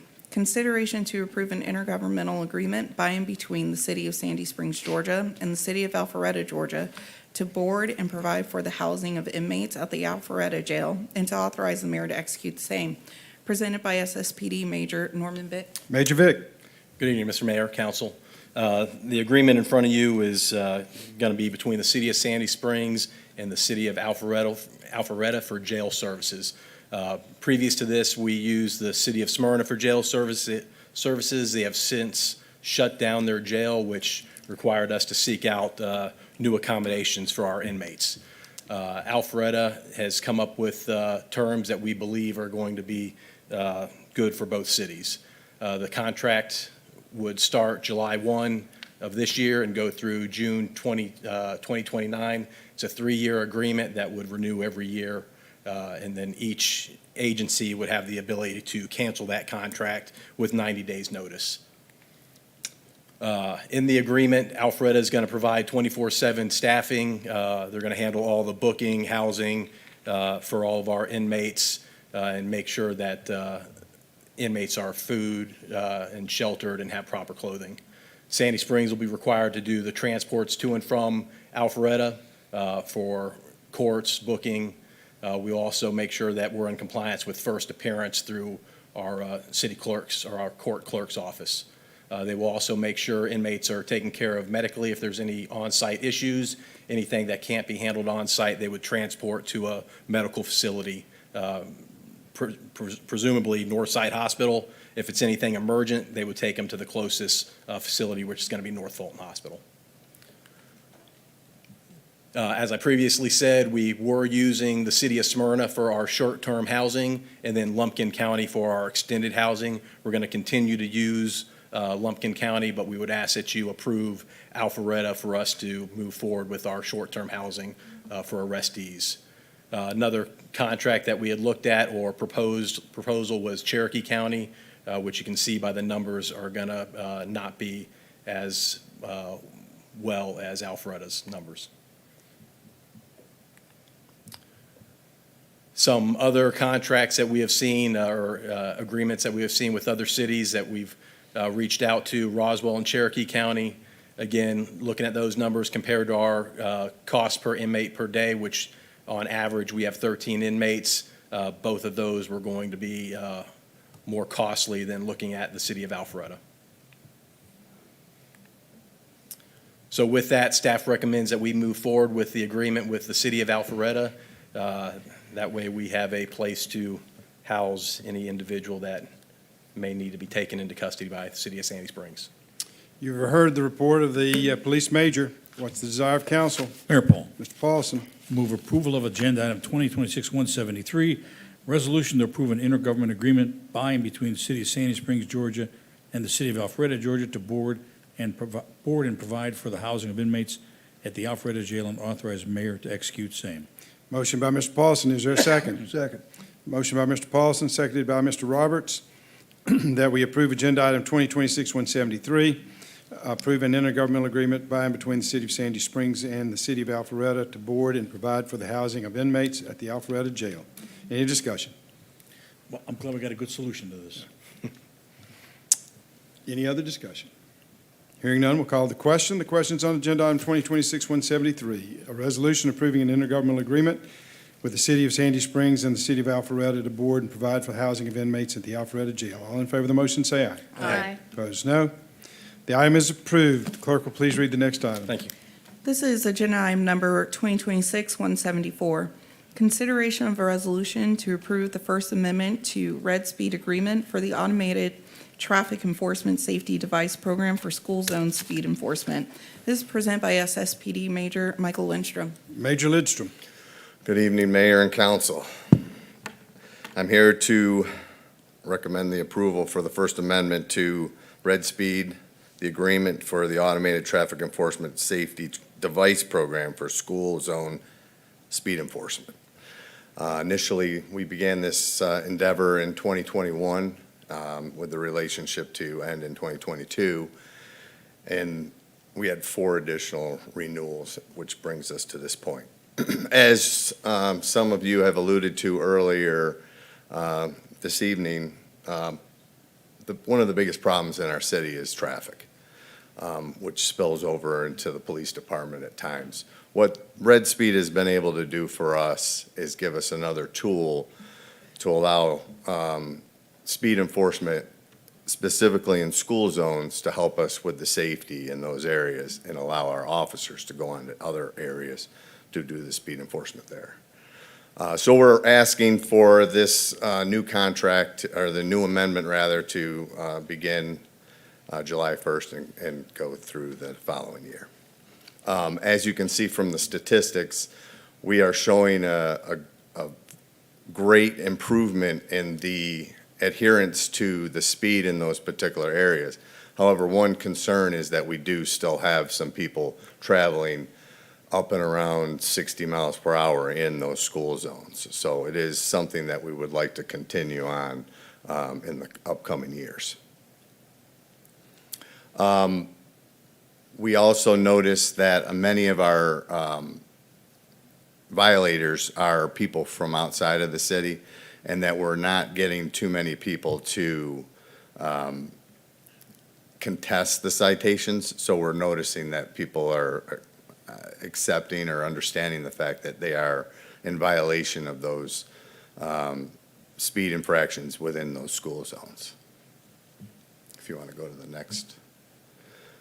From this bar graph, you can clearly see that throughout the months as we approach current time, many of the citations have lowered. So it shows that people are starting to adhere and slow down in those school zones, which is our goal. Going next. This is some of the citations that have been paid and the revenue that's associated with it. This is the total revenue that's received. So as you know, Red Speed, the company that we utilize, does get a portion of that. But it's certainly not our goal in this endeavor that we're having. Safety in the school zones is our first priority.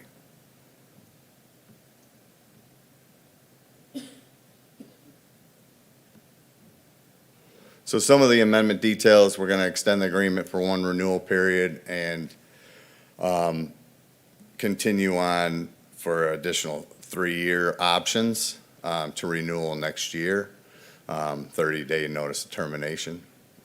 Red Speed does take on a lot of the responsibility as far as the equipment and doing the work that's required with the signage and the additional requests that we've had.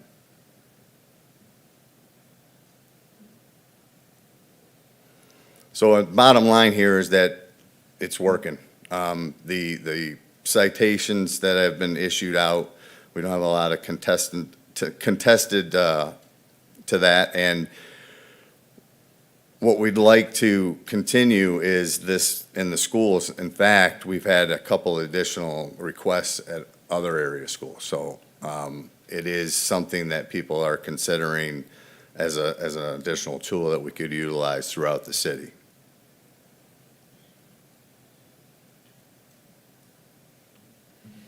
All right, you've heard the report of the police major. What's the desire of council? Mayor Paul, Ms. Ford, I move that we approve Agenda Item 2026-174, a resolution to approve the First Amendment to Red Speed Agreement for the Automated Traffic Enforcement Safety Device Program for School Zone Speed Enforcement. motion by Ms. Ford. Is there a second?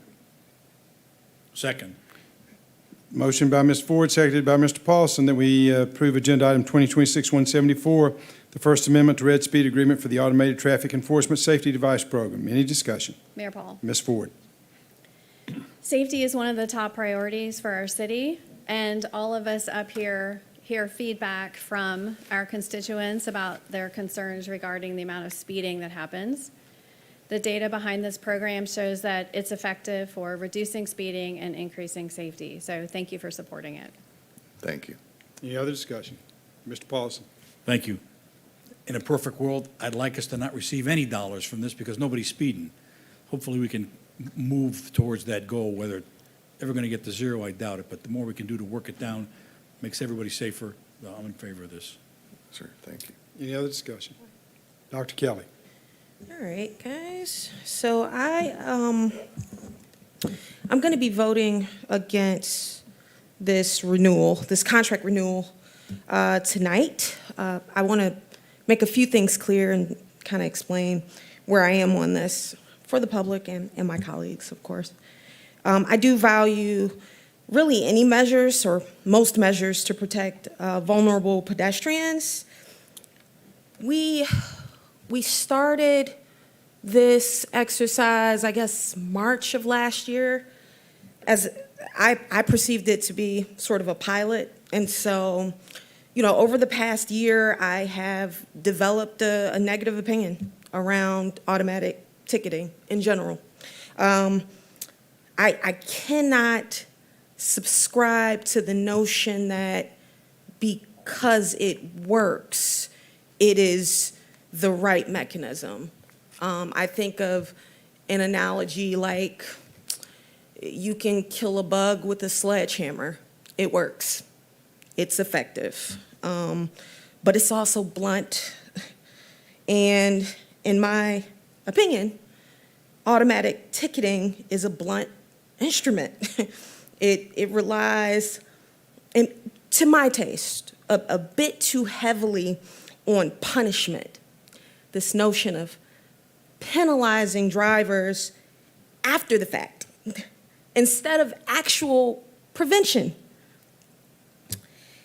I'm just not convinced that the measures, traffic calming and other law enforcement measures that we take to address speeding in every other part of the city cannot work in these school areas.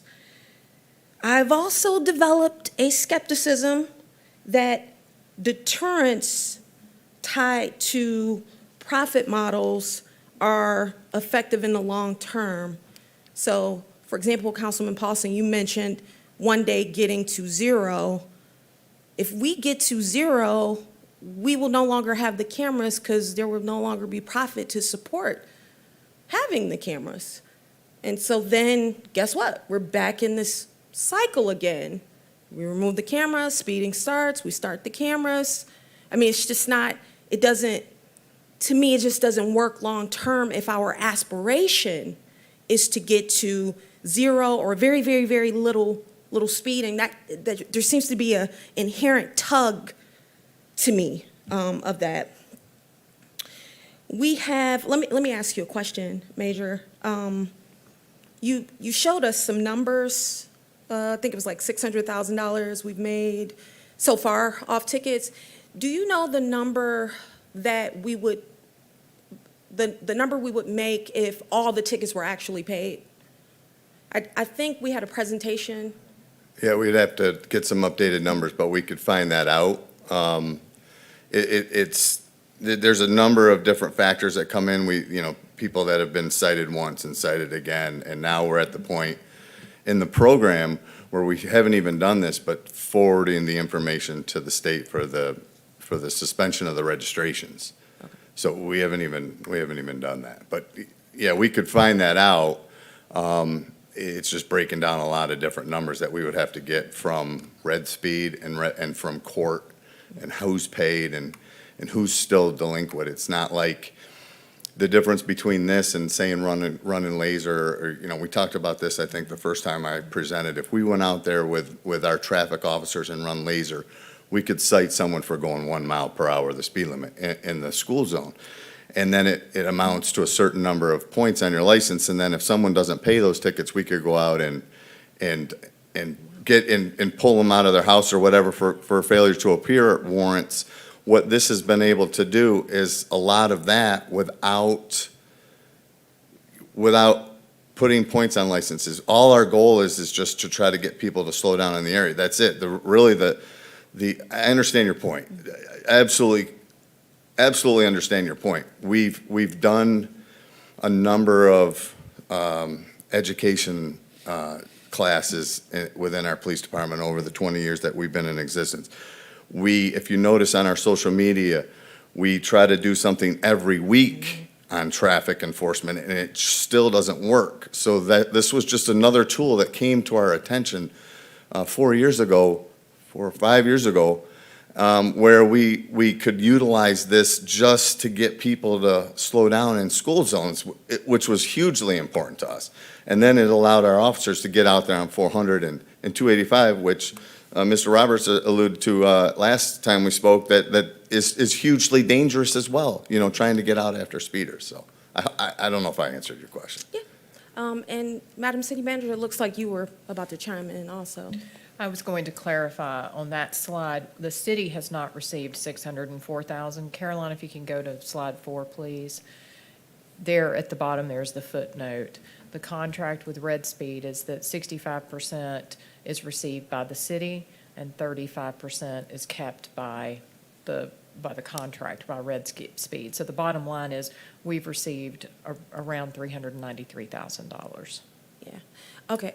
So workshop, I think it was budget workshop 2, where I think toward the end of the presentation, we had questions and you addressed them. One of them was related to this. One of those slides had something to the effect of over $1 million worth of tickets issued. This is the most current that has been paid, so Right. we'll have to find out what that latest issued. Right, Yes, ma'am. to the Major's point. But I remember seeing essentially over $1 million of tickets issued, and that's for 2 high schools. So here's my next point, and I'll wrap up in just a second. What's next? I mean, my understanding is we have 2 private schools now in conversation. And I know that there's, a mechanism to vet whether they can get cameras, but I guess theoretically, any school that qualifies can have these cameras, I guess. Correct. the law changed this year. Prior to that, we needed the approval from the school, which kind of was the delay, if you think about it. 2021 was when we started this agreement. We were unable to get started until you said in March of 2025 because of our laboring to get the Fulton County school system to sign off and give us permission to utilize this program in their areas, in the school. So we got permission from Fulton County Schools. We never attempted to go anywhere else. And frankly, it's just another, it's like I said, it's a tool to be utilized. We haven't done any research to say which school would be the next one but we do get constant complaints or concerns in these school areas. And we know that this tool is available. It's not like we want to go down there because of it generating revenue. That's not our goal. Our goal is just to make sure that these areas are safe. So what is our plan for, how will we approach expansion? You know, so, for example, 2 schools have already reached out. I guess you'll talk to them, you'll do some measurements. Yeah, that's exactly right. We'll do similar what we did with Red Speed in the beginning to determine, excuse me, to determine that North Springs and Riverwood were the actual schools that we wanted to utilize. We did an extensive study with Red Speed to find out where were the most infractions taking place during those times when school is in session. And that's what we identified as the 2 schools. That's the only reason why, because those were the schools with the biggest amount of violators, for lack of a different way to explain it. Okay, so I'll be keeping, I take an interest in the way we expand and how quickly we do it. So I'm just putting that out there. All right, so now let me go to the positive. So here's the great thing.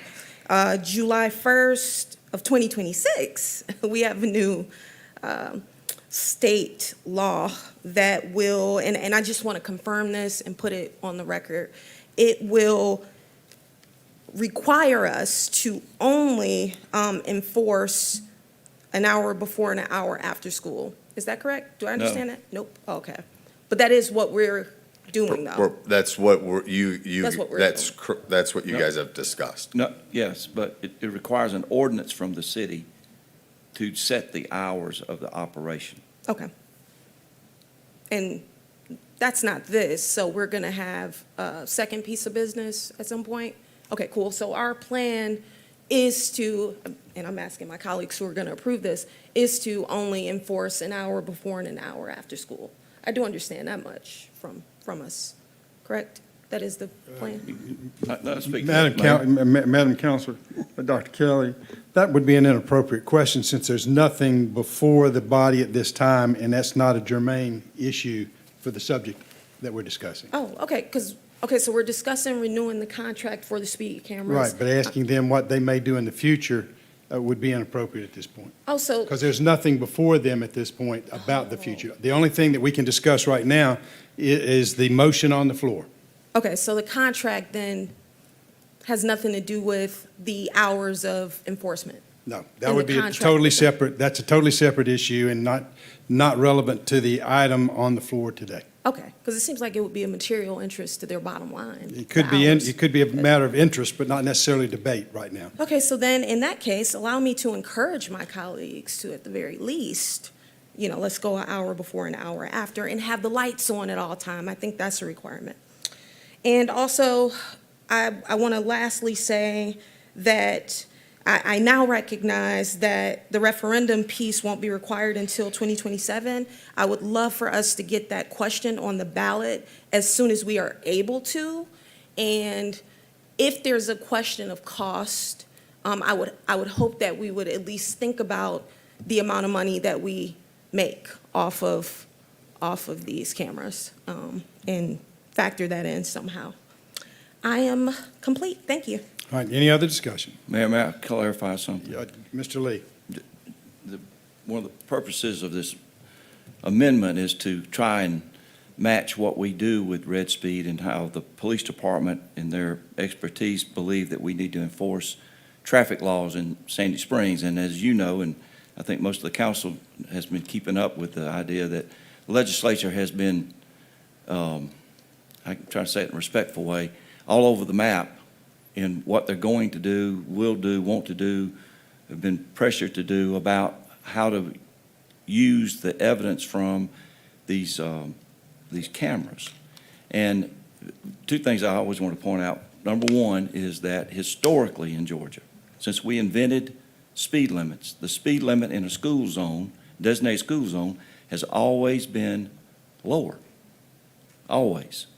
The second thing is the radar that the police use in their cars is licensed by the state. With that license comes a book of rules that with which they must comply. One of them is you can't use it and charge a ticket under 10 miles an hour unless you're in a school zone. With this law, that is relaxed. So with all due respect, Councilperson Kelly, I disagree with you. This is much lighter on the driver. It is not a blunt instrument. It is much lighter. It is a civil action that is an attempt to limit the speed in these delicate areas. Two other things. In checking this stat that's on the screen up there is all telling. More telling is of the challenges, and that number falls in that 191 category. 17 have been found to be unfounded. 17 out of almost 13,000. Unheard of in this business of policing anything. Of the traffic stops in Sandy Springs, our police department, a little known fact, of the traffic stops, about 41% result in a warning. That's an incredible stat, which I would challenge it to be found anywhere. I think those facts apply themselves to this contract. Lastly, Mayor, and I appreciate this, this is just the contract with Red Speed, and it gets a little confusing about what is our deal with Red Speed versus what is controlled by the statute. And the statute controls the authority of the city, which includes the hours of operation. And there's been some contest in the previous law, but come July 1, the city, that'd be the council, can decide what hours these cameras will be operated. And that's something you'll have to do after July 1, or you will have the authority to do after July 1. Thank you. All right, Ms. Mueller. So based on the discussion, I just have a couple clarifications. So if we approve this tonight, based on the structure for the renewal, well, when would we be required under the new law to have a voter referendum? Is it 2027, or would it be? You will not be in the required to three? have a voter referendum unless you create a new contract after July 1st. But I mean, so this is going to be a 3-year with a renewal, right? Mhm. So If after the 3 years you want a new contract, then you will have to take it to a voter referendum. So to sign a new one and create a new one, it's that point in time. So 3 years from now, we would be required, assuming no other changes from the legislature. Yes, unless you terminate it, and there was a typo there, 60 days. The city has a ability to, within 60 days, terminate the contract. If you were to terminate it and then go a year, heaven forbid you change your mind, you would, Have to go back. that was a light comment I was making. Nobody got it. If you changed it and wanted to go back to it, you'd have to go to a referendum Okay. because you ended the contract. And then if the discussion about adding schools, do we have to amend the contract, or is that covered based on what's already there? It's covered in the contract already, but under the city policy, city charter, you would determine if the police department came back to you and said, we need to, for these reasons, we need to add this school, these schools, the decision would be with the council. Okay, but we wouldn't have to change the contract. The contract would cover You would that not. if we were to decide to do that. Okay. And then based on the earlier discussion when we had the work session on AI, Is there any, I believe that when I looked this up, the cameras are not operating outside of the time they're set up to operate. But from a security standpoint, how is there, do we know if the data, where it's stored, is it encrypted? Do they have hacking? I mean, I don't know, prevention, do we know anything Yeah, about I mean, that? it's flock cameras and it's like all the other flock cameras that we have in the city. So it's, I don't know how the security of it is, but it's our data. And it's there for 60 days. Okay. All So, right. yeah, I mean, I don't know how to answer Yeah, that just- because I'm not, Just, we talked about data security, and that Right, just popped into my right. head as we were going But- through but- things. but Could I speak how to does that, work? please? They do not keep the data after the use of it in court. And this is a point to be made to all the AI discussions. In our rules of justice, there is no AI conviction. Even in these cases, every single one of them is reviewed by an officer. Under our rules of justice in Georgia, that produces probable cause to believe that the person that had the tag number violated the speed. That notice is given to the violator. The violator, under the due process rules, has a right to challenge it. 191 of them have, 17 of them prevailed. 13,000 of them did not challenge it. So AI is wonderful, but it won't have a part in deciding who's guilty or who's innocent. and to that point, to Mr. Lee's point, when officers are in doubt, we don't go forward with it. It's thrown out, so to speak. Mr. Paulson. Thank you, Mayor Paul. So a couple clarifications. I was being a bit facetious, the idea we're going to go to zero. Your comment was when we finally get to zero, we remove the cameras, everybody starts speeding again. I'm not too sure that's going to happen, but we're never going to get to zero anyway. The point of this is if we can reduce speeding in the area, then that makes it worthwhile, and it appears that that's what it's doing. Number two, where does this money go, this $393,000 that we're getting here? What can we spend it on? It can only be used for law enforcement purposes, Okay. but we have already been applying that logic that it can only be used for law enforcement purposes, and we've limited it to be for equipment, not for personnel, because we believe that personnel should be funded from our general revenue sources. Okay. All right. And then I guess the final one is, we have, how many license plate readers in Sandy Springs? Um, To 100, like, 200? It's probably closer to 300, 400. So one of the benefits of license plate readers is if you have a bad guy with a bad plate drive through and an LPR picks him up and notifies the police, and the police go chasing after the guy because they know where he just was a few minutes ago. These are license plate reader cameras. So do they read license plates all the time, just like every other LPR? Yes, sir, just like every other So if you got a crook LPR. going through here with a bad plate at 2 in.the, Another, he's gonna get another, flagged. correct, sir. Another important reason why another reason why it's important to have them in school zones, because you certainly don't want bad behavior, or people responsible for bad behavior, or a missing person or anything like that in those areas. If they are, the license plate reader will pick it up and alert our officers, and they're always getting alerted to those things. Perfect. All right. Thank you. Mr. Chinsky. Quick note for both you, Major Lidstrom, and also the city attorney. So Section 3 of the terms and conditions of the contract applies to the size of signs. And it says, the parties shall work together in good faith to increase the size of all required street signs and obtain any permits or approvals, if any, for such increase. One comment I've gotten from some of my constituents, which I think is legitimate because I've experienced it myself, is that some of the signs can be hard to see, particularly depending on the time of year, where the sun may shift its angle and sort of blinds the driver. And I'm talking more specifically about the ones at Riverwood.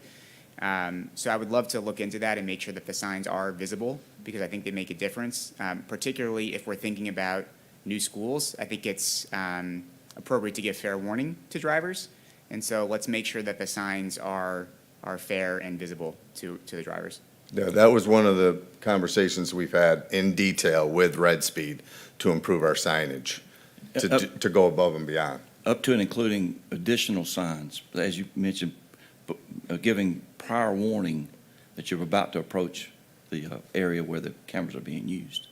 And Red Speed has a local attorney who happens to be the Brookhaven city attorney and has heard the similar as I have.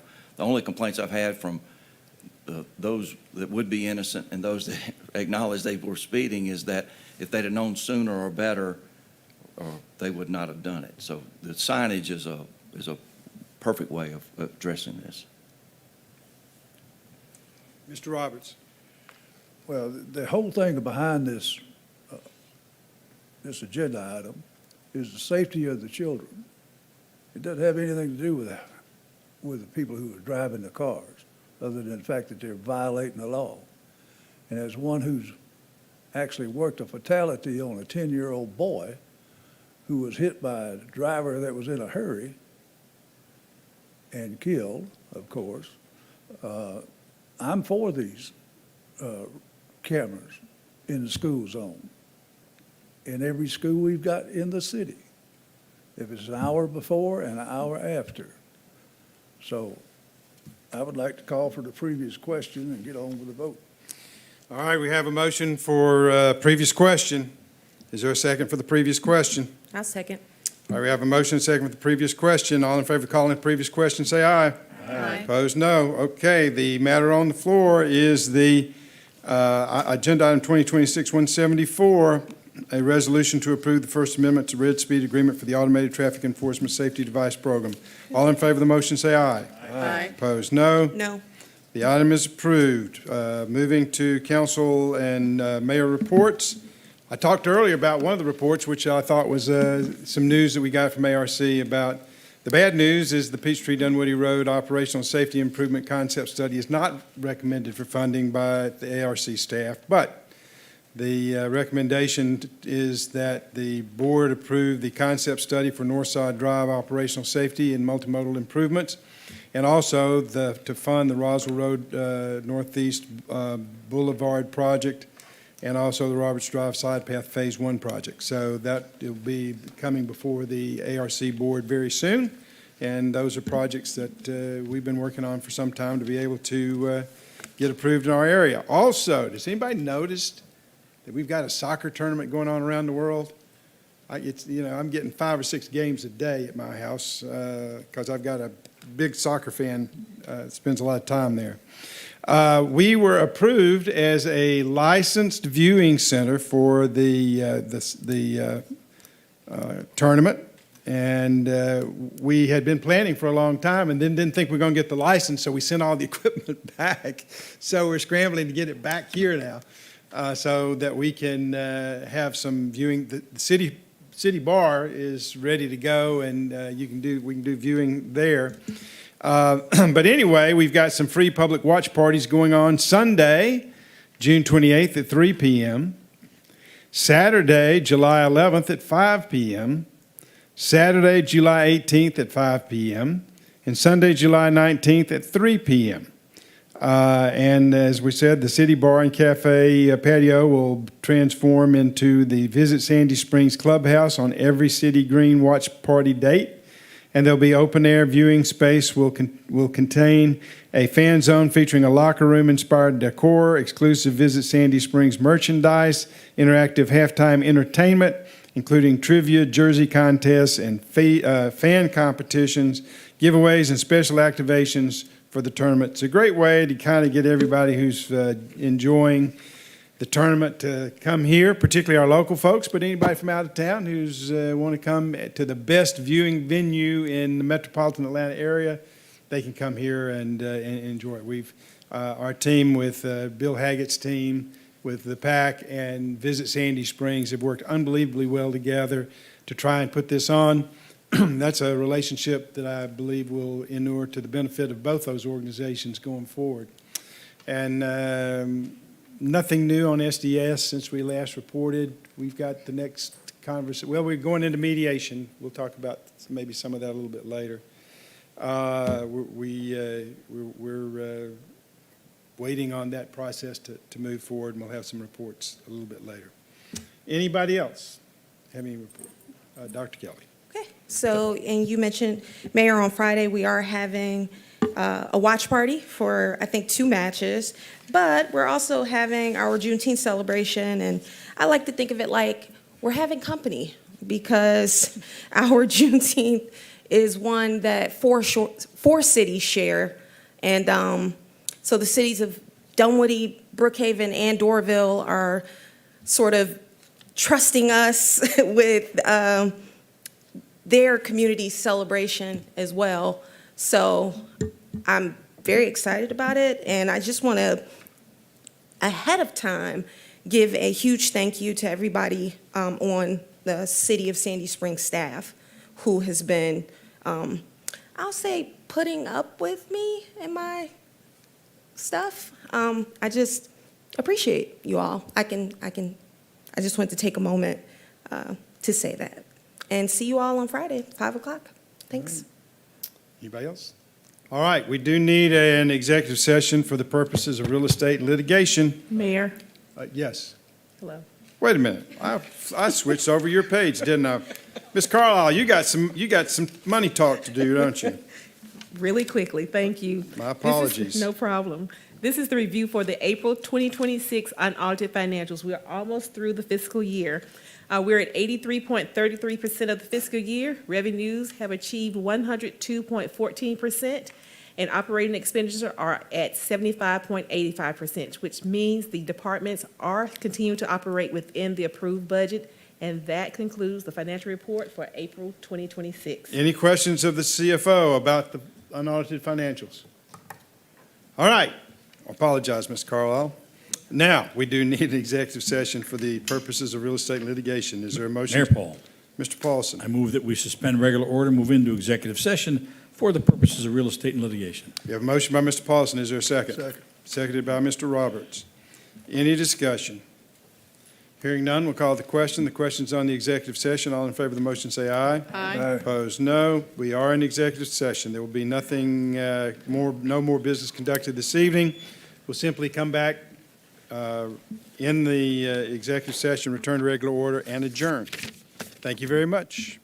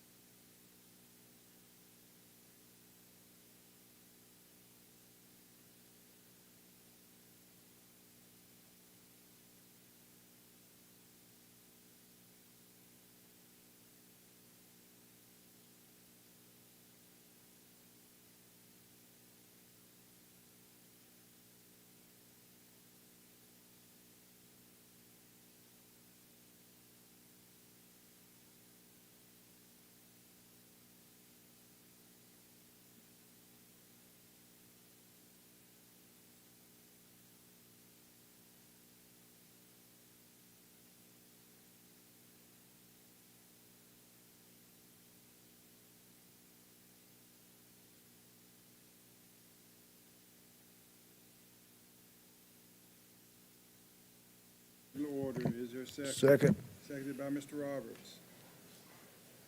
Any discussion? All in favor say aye. Aye. Opposed, no. Mr. Paulson? Mr. Paulson moves adjournment. Second. Seconded by Mr. Roberts.